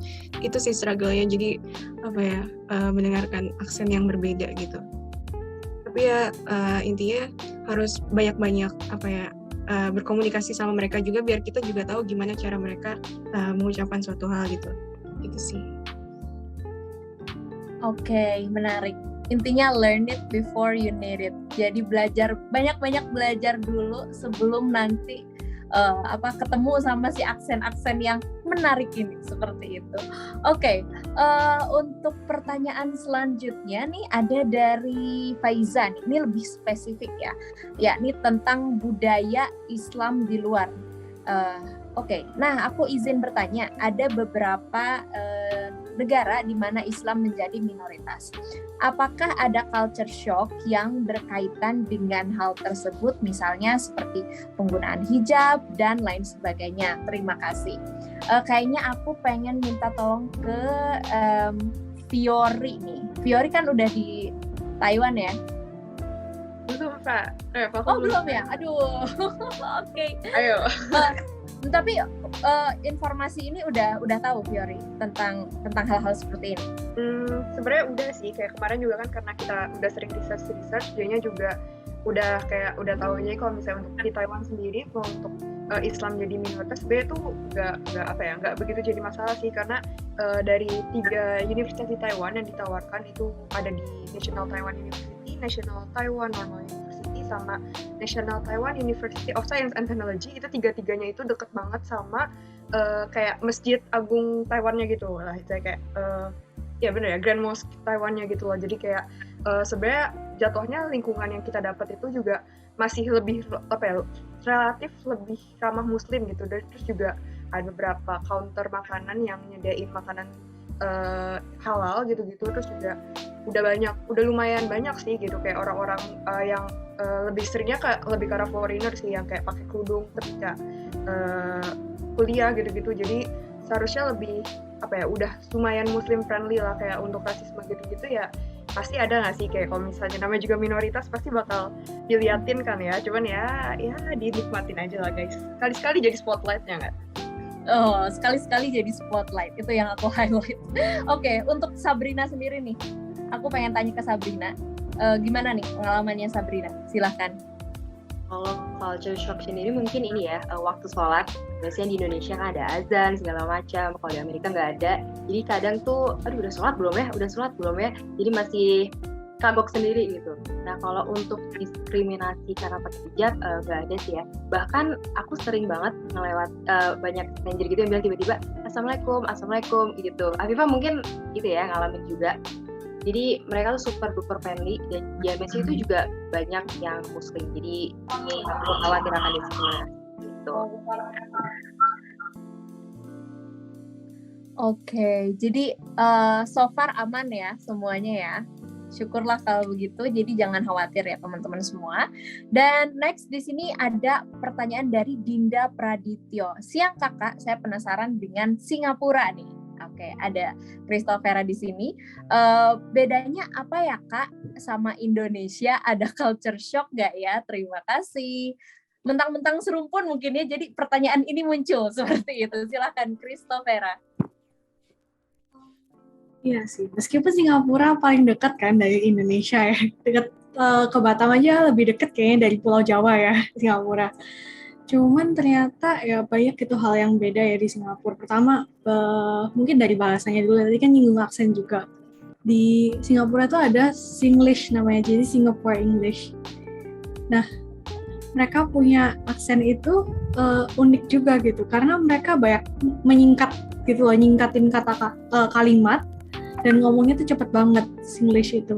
Jadi kadang-kadang kita pun kalau sama-sama pakai bahasa Inggris, cuman kalau ngomongnya sama orang Singapura, mereka pakai aksen Singlish, kita tuh kadang susah ngerti mereka ngomong apa. Jadi kayak harus ngulang lagi kayak sorry gitu, pardon gitu. Harus minta diulang lagi gitu. Itu salah satu yang unexpected sih buat yang kita baru ke Singapura gitu kan. Terus kalau culture shock lagi mungkin tipe orangnya juga beda sih menurut aku. Di Singapura itu ternyata orang-orangnya lebih individualis gitu sih. Jadi kayak makan sendiri, apa-apa sendiri itu udah kayak ya gak peduli gitu. Kayak mungkin di Indo kita suka malu gitu ya kalau misalnya makan apa sendiri gitu kan gak enak kan. Kalau di sini kayaknya udah biasa banget gitu. Ya mungkin kayak di US juga kan biasa kan orang makan sendiri, ngapain-ngapain sendiri lah gitu. Lebih bebas gitu mereka dengan kegiatannya masing-masing. Terus rajin-rajin juga, khususnya mahasiswa gitu, mereka selalu menghabiskan waktu belajarnya itu kayak di kampus gitu loh. Library itu selalu penuh di sini. Di NTU itu library-nya harus book kan lewat online. Jadi kita ada pot gitu, pot untuk belajar, ada komputernya, ada mejanya lebar gitu. Itu kita harus book lewat online.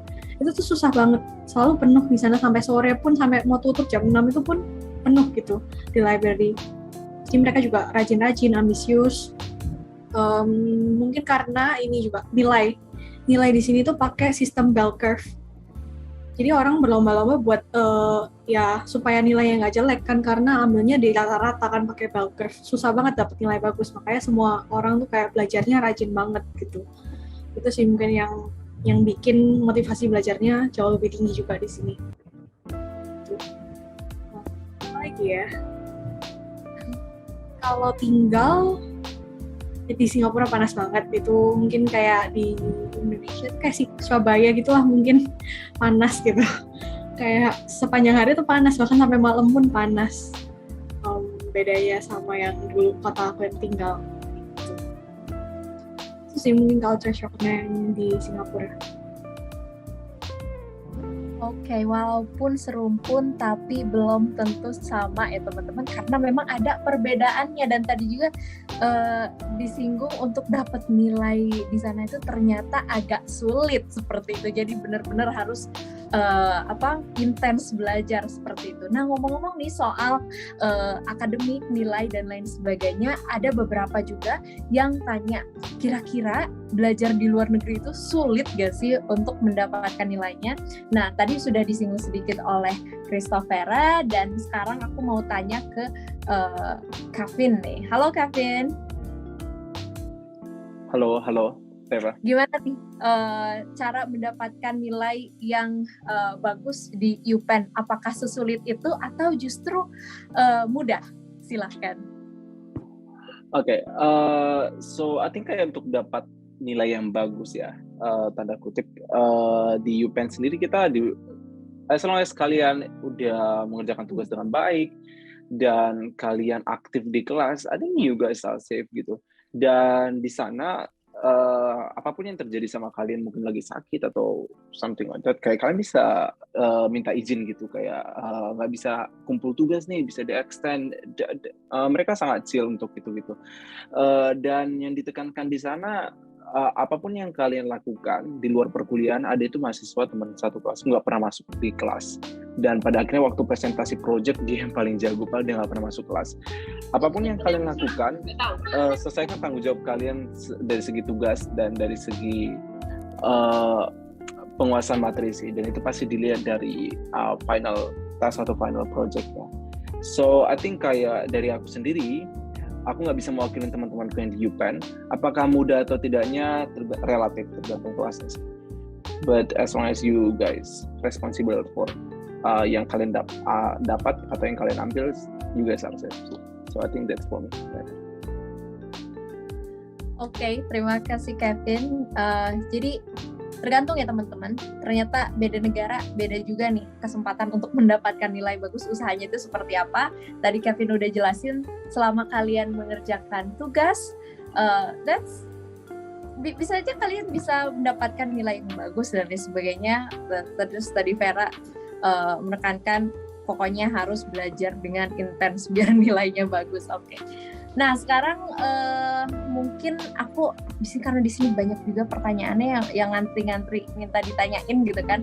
Oke, di sini sekarang tentang diskriminasi. Nah apakah ada di sini pertanyaan tadi, apakah pernah berdiskusi gitu dengan sesama mahasiswa Indonesia, dan apakah ada yang pernah gitu mendapatkan diskriminasi di luar negeri, karena memang case diskriminasi ini kadang muncul ya di beberapa negara seperti itu. Mungkin aku mau dengar ceritanya dari Belanda nih, Azaria, karena katanya mahasiswa Indonesia di Belanda itu kan lumayan banyak ya. Silahkan Azaria. Oke, terima kasih Rafa.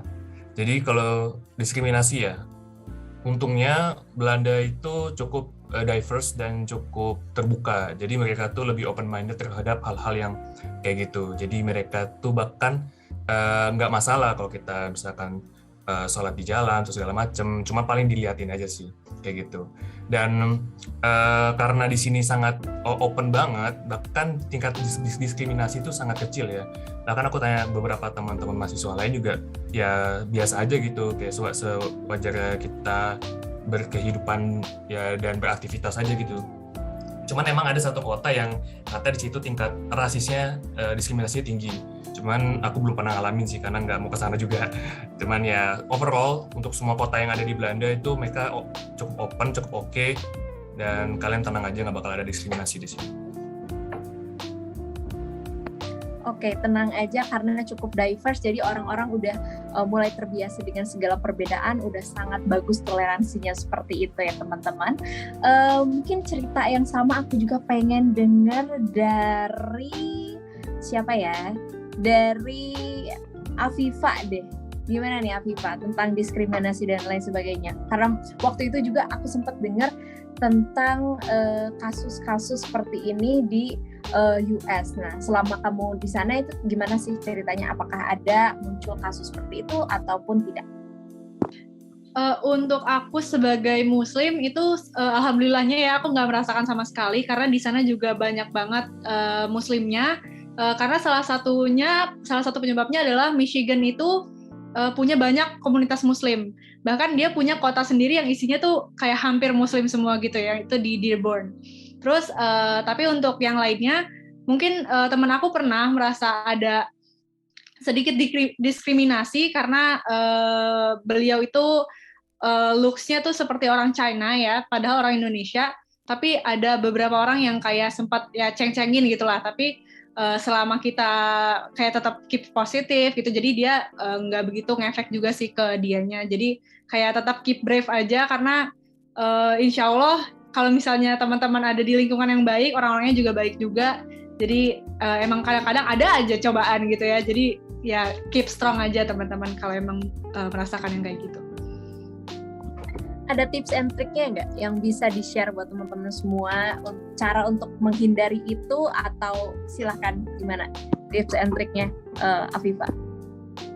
Sebenarnya untuk diskriminasi sendiri, menurut aku kita nggak bisa ngapa-ngapain ya, karena emang orang itu aja gitu yang salah, yang emang suka ngediskriminate orang lain. Cuman kadang-kadang kalau misalnya emang teman-teman takut, karena banyak orang yang diskriminasinya itu lebih agresif teman-teman. Jadi mungkin kita bisa menghindari lokasi-lokasi yang ghetto gitu, yang kayak emang kelihatan orang-orangnya tuh suka diskriminasinya tuh secara agresif, misal kayak langsung mukul atau langsung nyiram air atau apa gitu. Tapi kalau dari teman-teman MSU sendiri, sepengetahuan aku nggak pernah ada yang mendapatkan diskriminasi seagresif itu sih. Oke, jadi mungkin lebih ke pinter-pinter menempatkan diri, kemudian pilih-pilih lingkungan, seperti itu ya. Jadi ya pinter-pinter seperti itulah teman-teman. Jadi harus hati-hati ya, tetap waspada, jaga diri seperti itu. Nah, ada pertanyaan yang cukup menarik berkaitan dengan living abroad dan juga culture shock juga nih. Dari siapa ya? Saya mau nyontek dulu karena lupa tadi. Kalau tidak salah ini ada dari Mutiara dan Atia yang sama-sama dari UPI nih. Pertanyaannya adalah, ini benar-benar detail ya teman-teman, jadi mungkin bisa dijelaskan juga. Nah, untuk I know this is trivial, but boleh diceritain nggak perihal urus-urus laundry di sana gimana, especially di UK? Apakah ada kesulitan atau culture shock? Terima kasih. Kemudian pertanyaan selanjutnya masih senada, menyambung pertanyaan Mutiara, kayaknya sekongkolan nih mereka. Aku mau tanya dong, ada gak hal-hal kecil yang harus diperhatiin sebelum pergi ke host country? For example, toilet di sana kayak gimana, cara ambil uang. Nah, ini penting banget nih, cara ambil uang, convert dari rupiah ke mata uang lain dan lainnya. Thank you. Silahkan, ini ada yang mau jawab gak? Saya dari tadi nunjuk-nunjuk terus, takutnya gimana gitu. Ada yang mau jawab teman-teman? Silahkan. Aku mau jawab yang laundry. Jadi di UK itu, di universitas di seluruh UK itu ada namanya sirkuit. Itu kita semua pakai sirkuit, di setiap hall ada laundry namanya sirkuit. Jadi untuk jemur baju itu, wash itu harganya 2,8 pound atau sekitar 50.000 rupiah itu untuk sekali, dan untuk dry-nya itu kena 1,8 yang sekitar 30 ribuan lah. Jadi sekali nyuci itu bisa kena 90 ribuan ya. Jadi caranya itu gampang banget. Jadi kita tinggal download aplikasi sirkuit, nanti tinggal scan barcode, top up pakai kartu Genius, karena debit Genius itu paling berarti banget selama di UK, dan itu aja sih. Kayaknya itu gampang banget. Kalau masalah laundry bukan jadi masalah yang harus dipikirin banget sih. Aku mau nambahin sedikit, kayaknya emang gimana ya, meskipun satu UK pakai circuit laundry tapi beda-beda gitu harganya, karena kalau di Sussex sendiri itu nyuci aja 3,4 kalau nggak salah, 3,4 pound, sedangkan untuk dryingnya itu 1,9 pounds. Oke, jadi beda univ, beda harga ya. Nah, untuk masalah seperti ini memang harus diperhatikan juga ya, detail seperti ini untuk sebagai insight dan juga bayangan lah gimana kira-kira kalau misalnya kita melakukan daily basis di luar negeri gitu kan, tadi di UK seperti itu. Nah, kemudian tadi pertanyaan dari Atia, kira-kira untuk konversi mata uang nih, karena dari ISMA sendiri kan kita mendapatkan living cost dalam bentuk rupiah ya ke rekening kita masing-masing. Gimana nih untuk konversinya? Mungkin dari Sabrina, silahkan, bagaimana Sabrina? Kalau konversinya, kalau di MSU itu aku buka bank gitu, jadi gampang, dari Bank Indonesia langsung ke MSU. Jadi itu dari rupiah langsung dalam bentuk dolar gitu. Jadi nggak perlu transfer dari rekening Indonesia terus ke rekening US, nggak usah. Jadi aku buka bank di sana dan itu udah langsung terkonvert gitu. Oke, jadi nggak usah khawatir ya, walaupun kita dibekalin rupiah tapi pasti bisa di-convert juga gitu. Oke, next ke Christophera nih.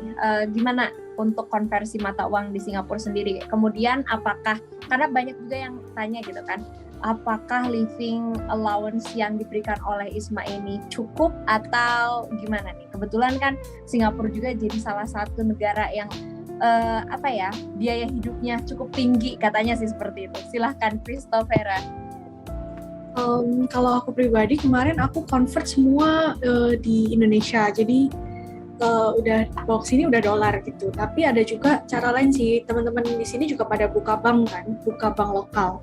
Nah ada itu biasanya app gitu, app yang buat convert dari Bank Indonesia ke dolar gitu, terus bisa masukin ke bank lokal di sini. Misalnya ada namanya tuh Wise, Transfers, terus kalau khusus di Singapura itu ada yang lagi rame namanya Revolut gitu, jadi aplikasi yang bantu kamu convert gitu.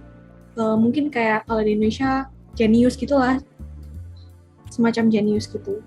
Jadi itu gampang dipakai juga dan rate-nya oke sih menurut aku, nggak terlalu beda jauh sama kayak convert di Indo gitu. Dan kita sendiri kalau living cost-nya cukup atau enggak, syukurnya cukup karena kita tinggalnya di dorm kan, di dormnya kampus itu juga biayanya lebih murah daripada kita tinggal rent di luar gitu. Mungkin itu salah satu yang bisa menutupi lah biaya hidup lainnya. Gitu. Oke, jadi ada alternatif lain ya untuk konversi mata uang ini. Bisa sekarang platformnya sudah ada Wise dan lain sebagainya. Kemudian ya teman-teman juga bisa menukarkan langsung di Indonesia seperti itu, ataupun mungkin bisa tarik tunai juga ya teman-teman di luar negeri selama ATM kalian ada logo Visa ataupun Mastercard-nya. Teman-teman Metu juga kebetulan seperti itu, ada yang tinggal tarik tunai saja, tetapi memang ada biaya administrasi yang biasanya jauh lebih besar seperti itu teman-teman. Kadang kalau di Indonesia kita tarik tunai nggak dikenakan charge, tapi di luar negeri bisa sampai 50.000 kalau di Turki ya. Kalau di negara lain saya kurang tahu seperti itu. Oke, tidak lupa juga mau mengingatkan untuk teman-teman, silahkan isi feedback yang sudah dikirim di kolom chat ya. Nanti dengan mengisi feedback tersebut teman-teman bisa mendapatkan e-certificate dari kami seperti itu. Terima kasih teman-teman semua, dan sekarang karena kita masih ada waktu, langsung aja next ke pertanyaan selanjutnya nih ya. Ada dari Kilana dari UNI ya. Reva, maaf ya? Tadi Kevin kayaknya ada yang mau ditambahkan deh. Kevin atau iya, silakan Kevin, gimana nih ceritanya? Sorry. Aku mau nambah soal pertanyaan tadi. Soal laundry sebenarnya di US, di Penn itu laundry gratis, so pengeringnya juga gratis. Jadi kalian ke dormnya dan langsung aja laundry dan no problem with the money. Kalau kalian mau laundry pakaian tambahan boleh juga di luar, tapi overall semua gratis dan easy to access. Dan soal mata uang, another thing soal konversi uang, kalian ada baiknya sebelum berangkat usahakan siapin emergency money gitu. So dari Indonesia usahakan bawa cash, setidaknya berapa dolar, ataupun kemarin aku $500 aja. Ya semua pakai Genius di sana, lebih gampang pakai aplikasi. Dan banyak hal-hal di luar sana, contoh kayak public transportation atau dari bandara, kalian mau memesan Uber gitu, for example, kalian bisa coba pakai uang emergency money-nya. And ya, I think kayak banyak promo-promo di luar sana, for example, ada beberapa teman yang buka akun di sana, they got kayak money atau beberapa promo dapat berapa ratus dolar hanya untuk buka bank di sana. So I think it is wise kalau misalnya kalian bisa buka local bank sih, untuk buat easier untuk kalian. I think that's all sih tambahannya. Oke, itu salah satu tips and trick juga nih, kalian bisa buka local bank di negara tujuan. Dan juga menarik juga ya, tadi UK bilang berapa pounds gitu ya sekali nyuci gitu. Ternyata di UPenn di USA ini gratis teman-teman. Nah jadi mungkin buat teman-teman yang pengen nyuci gratis bolehlah jadi award di UPenn seperti itu. Nah untuk Metu sendiri juga sama sebetulnya ya. Untuk perihal seperti ini, layanan laundry, kemudian layanan dorm seperti ada dapur dan lain sebagainya itu gratis ya teman-teman. Kita tidak dikenakan charge biaya lagi, semuanya sudah all in. Listrik, air, dapur, kecuali untuk peralatan masaknya seperti itu. Jadi semuanya sudah serba praktis. Kita tinggal menggunakan saja seperti itu. Oke, tadi ada pertanyaan dari Cilana dari UN ya. Ini cukup menarik juga. Pertanyaannya, hai Kak, izin tanya, setelah kita sampai di negara tujuan untuk belajar, apakah kita sebagai awardee mengadakan sebuah acara atau proker yang dilaksanakan di negara tujuan? Ya, project ini ya. Kita udah ada yang senyum-senyum, kayaknya langsung inget project Sumpah Pemuda ISMA tahun ini ya. Nah, silahkan mungkin di sini ada Azaria nih, gimana project ISMA yang dilakukan di Netherlands sendiri? Silahkan Azaria. Oke, jadi kalau di sini sendiri ya, kalau misalkan kalian nanya ada kayak proker-proker gitu, kita tuh kayak nggak organisasi gitu. Jadi kita nggak harus banget kayak mau ada bikin acara yuk kumpul-kumpul yuk. Untuk kita itu kayak opsional sih. Tergantung gimana kitanya pengen menjalin kebersamaan atau lain-lain gitulah. Dan untuk dari kampusnya sendiri ya pasti ada project-project. Tugas itu pun termasuk ya bagian dari project sih kalau misalkan di Belanda. Jadi kita jadi sama aja lah kayak di Indo lah, kayak tugas besar gitu, kumpul berkelompok, diskusi, presentasi, ya itu sih. Kan gitu aja. Kebetulan waktu itu juga saya mau nambahin, ISMA memberikan project untuk tiap kelompok awardee di setiap negara. Project-nya itu adalah project Hari Sumpah Pemuda, memperingati Sumpah Pemuda di negara tujuan, seperti itu teman-teman. Nah, dan ini juga menjadi salah satu project wajib gitu ya. Untuk teman-teman Metu sendiri, waktu itu kami mengadakan Indonesian Cultural and Cuisine Expo, di mana kami mempromosikan budaya dan juga makanan Indonesia.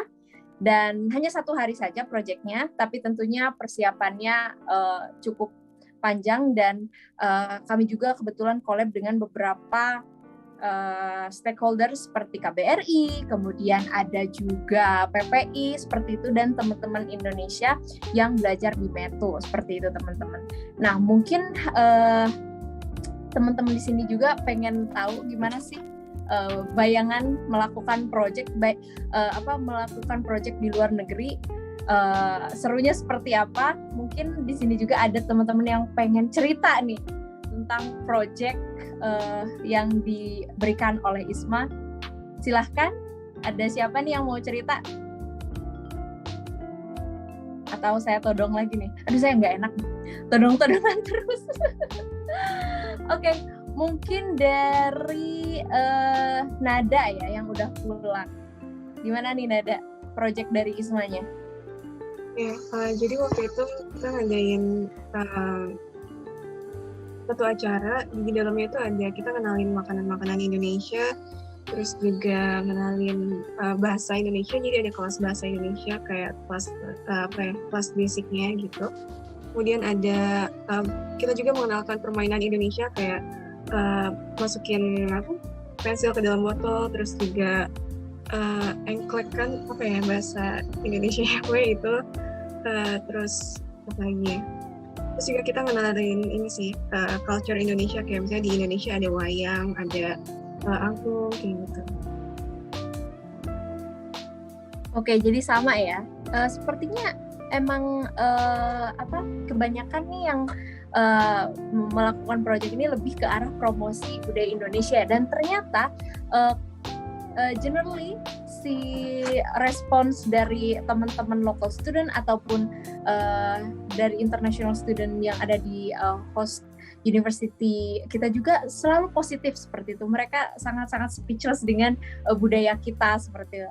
Terlebih mereka bisa mencicipi ini makanan-makanan Indonesia, dan di waktu yang sama juga kita senang bisa makan makanan Indonesia seperti itu. Oke. Katanya di sini ada Afifa juga nih yang pengen cerita tentang Project ISMA ini. Gimana nih Afifa? Silahkan. Nah, mungkin dari MSU sendiri, aku sama Sabrina ya, kita bikin Indonesian Michigan Youth Pledge Night. Kita juga ngeceritain gimana culture-nya, kita ngasih tahu apa itu Sumpah Pemuda. Terus kita juga ada pertunjukan tari tradisional Indonesia. Terus kita juga lagu-lagu Indonesia kita nyanyiin, lagu yang pop, lagu nasional itu kita nyanyiin. Terus habis itu kita juga bawa banyak makanan Indonesia ya, Sabrina ya. Iya betul, salah satunya Indomie ya, Viv. Iya, kita masakin juga jagung susu buat teman-teman yang suka tuh. Terus habis itu piscok, dan ternyata mereka benar-benar antusias banget, bahkan audiensnya itu lebih dari 100 orang teman-teman. Dan kita juga udah sampai, kita tetap follow up terus, bahkan setelah acaranya selesai, dan ternyata banyak yang ketagihan teman-teman. Ada teman-teman aku yang setelah selesai Indomie Night nih, nama acaranya Indomie Night, mereka beli Indomie langsung 30 pak, 50 pak gitu, saking sukanya gitu sama makanan-makanan Indonesia. Dan itu bikin kita senang banget sih, anak-anak MSU ternyata kita bisa influence kultur Indonesia ke Amerika. Wah, keren banget nih. Orang-orang jadi ketagihan Indomie ya. Endingnya jadi ketagihan Indomie, tapi keren banget karena ini juga menjadi salah satu kontribusi kita kepada ISMA dan juga Indonesia tentunya, yakni memperkenalkan budaya Indonesia pada dunia. Ada lebih dari 60 universitas ya, dan semuanya melakukan proyek ini. Luar biasa sekali. Oke, next di sini ada yang tanya nih tentang apa ya? Di sini dari Naufal Zaki.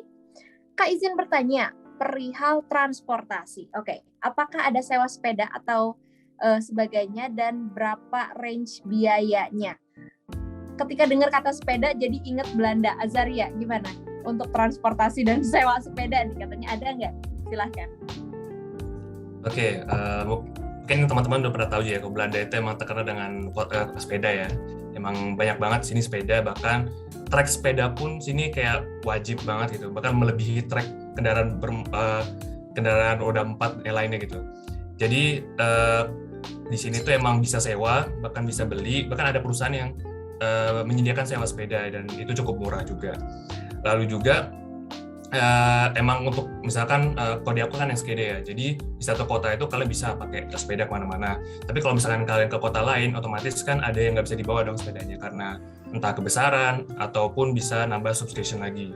Dan kebetulan kalau misalkan mau kayak berkunjung ke kota lain lah, misalkan ke Amsterdam atau ke Den Haag, itu bisa pakai kereta. Di sini emang Belanda tuh transportasinya cukup teratur.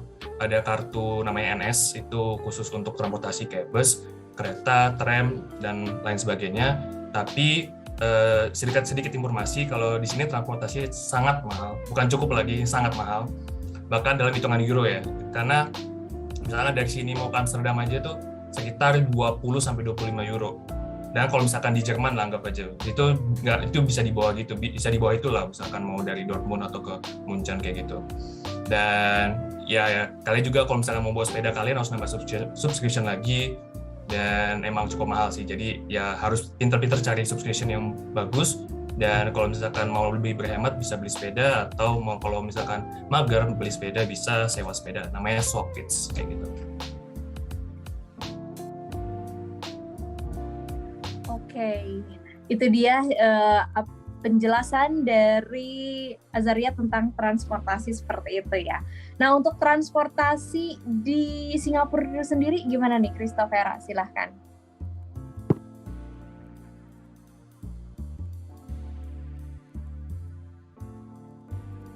Halo Vera.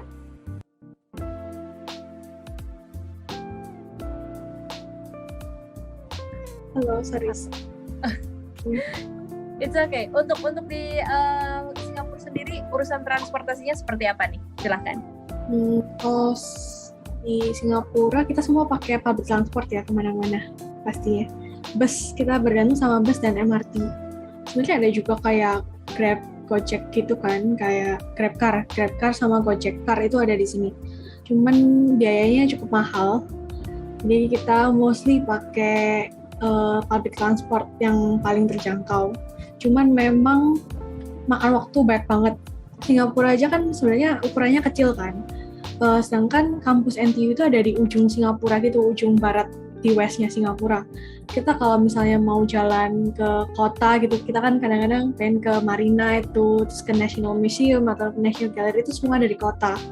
Itu at least takes 1,5 jam buat kita naik public transport ke kota gitu sih.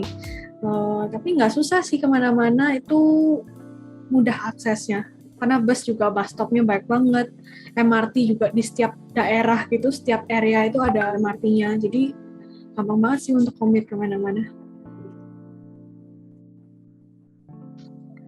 Oke, jadi so far untuk transportasi semuanya mudah ya, baik di Belanda ataupun di Singapura, dan saya yakin juga ini di negara-negara lain juga pasti mudah seperti itu, karena biasanya untuk akses ke universitas, apalagi berada di tengah-tengah kota, biasanya untuk transportasi itu sangat mudah gitu. Jadi kemana-mana nggak usah bingung gitu teman-teman. Oke teman-teman, karena waktu sudah menunjukkan pukul 14.56 waktu Indonesia, maaf kalau salah. Nah, jadi sesi Q&A ini saya tutup. Mohon maaf apabila ada pertanyaan yang tidak tersampaikan. Untuk update terbarunya silahkan teman-teman terus saja follow atau ikuti IG ISMA RI seperti itu. Dan sebelum ditutup, mari kita lakukan sesi foto bersama. Silahkan teman-teman untuk on cam apabila sedang memungkinkan. Dan mungkin dari panitia, saya persilakan untuk melead, untuk meng-capture gambarnya. Oke. Baik, terima kasih Reva. Silahkan Puspa. Iya, baik Ibu. Jadi sebelum kita mengakhiri, ya izinkan kami untuk mendokumentasikan kegiatan bagi para peserta dan rekan-rekan mahasiswa. Mohon bisa dibuka kameranya terlebih dahulu. Oke. Ya, di sini ada 9 slide. Oke, kita mulai dari slide pertama dulu. 1, 2, 3. Oke, untuk slide kedua, 1, 2, 3. Slide ketiga, 1, 2, 3. Slide keempat, 1, 2, 3. Slide kelima, 1, 2, 3. Oke, slide keenam, 1, 2, 3. Slide ketujuh, 1, 2, 3. Oke, slide terakhir, 1, 2, 3. Oke. Baik, terima kasih untuk teman-teman. Untuk rekan-rekan mahasiswa pun jangan lupa untuk mengisi feedback agar bisa mendapatkan sertifikat yang linknya sudah kami letakkan pada bagian kolom chat. Saya akan kirim lagi terlebih dahulu. Dan link akan ditutup 30 menit setelah acara usai. Jadi tadi kita sudah mendengarkan semua pemaparan dan diskusi yang memang sangat menyenangkan dan luar biasa dari para pewargi ISMA 2021. Dari mulai Afifa, Reva, Fiori, Azaria, Nada, Calvin, Christophera, Dwina, dan Sabrina. Terima kasih banyak atas penjelasannya yang memang sangat luar biasa dan sangat menarik, yang mudah-mudahan dapat menarik banyak peminat untuk mengikuti ISMA 2022. Juga terima kasih banyak kepada para perwakilan kampus dari UNPAD, UNPAR, UPI, Telkom University, ITENAS, dan Universitas Kristen Maranatha atas kesempatannya untuk melangsungkan acara di sore hari ini. Untuk akhir kata, barangkali Bu Dia ada tambahan terlebih dahulu sebelum kita Baik, terima kasih Puspa. Ya, terima kasih banyak. Sekali lagi saya ucapkan kepada para narasumber, kemudian para peserta juga dari KUI, selain dari konsorsium KUI Bandung, saya lihat juga di sini ada dari beberapa perguruan tinggi lainnya. Terima kasih banyak sudah hadir. Semoga ini bisa menjadi menambah pengetahuan kepada yang akan mendaftar beasiswa ISMA tahun 2022 tentang apa saja yang perlu disiapkan sebelum atau pada saat pendaftaran nanti ya. Jadi jangan kaget kalau ternyata kita dengarnya mengurus visa, ternyata mengurus visa itu meliputi kita harus mengumpulkan sekitar belasan atau berapa 10 lebih dokumen gitu ya, harus ya ada keluar biayanya sendiri, ada yang di reimburse, ada yang tidak gitu. Kembali mengingatkan bahwa untuk Festival ISMA 2002 ini besok masih ada hari kelima yang akan diselenggarakan oleh Telyu dan juga Maranatha dengan topik Living the Life. Kalau tadi kita lebih fokus kepada persiapan keberangkatan, nanti akan lebih banyak lagi ceritakan tentang kehidupan selama di sana, termasuk mengolah beasiswa. Terus juga tadi saya lihat ada beberapa pertanyaan ya yang mungkin sebenarnya lebih relevan untuk ditanyakan besok, seperti untuk living allowance itu dikasihnya berapa kali ya gitu, atau yang sistem reimburse itu seperti apa. Nah itu mungkin besok bisa dijelaskan lebih lanjut. Dan ada beberapa juga tadi yang menanyakan kepada saya terkait rekaman ini, nanti akan diolah dulu dan kalau sudah selesai insya Allah akan bisa dilihat di YouTube untuk masing-masing hari.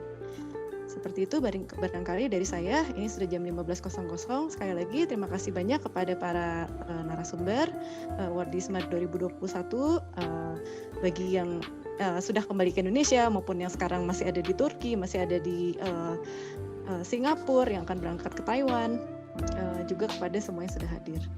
Itu saja, saya serahkan kembali kepada Puspa. Iya,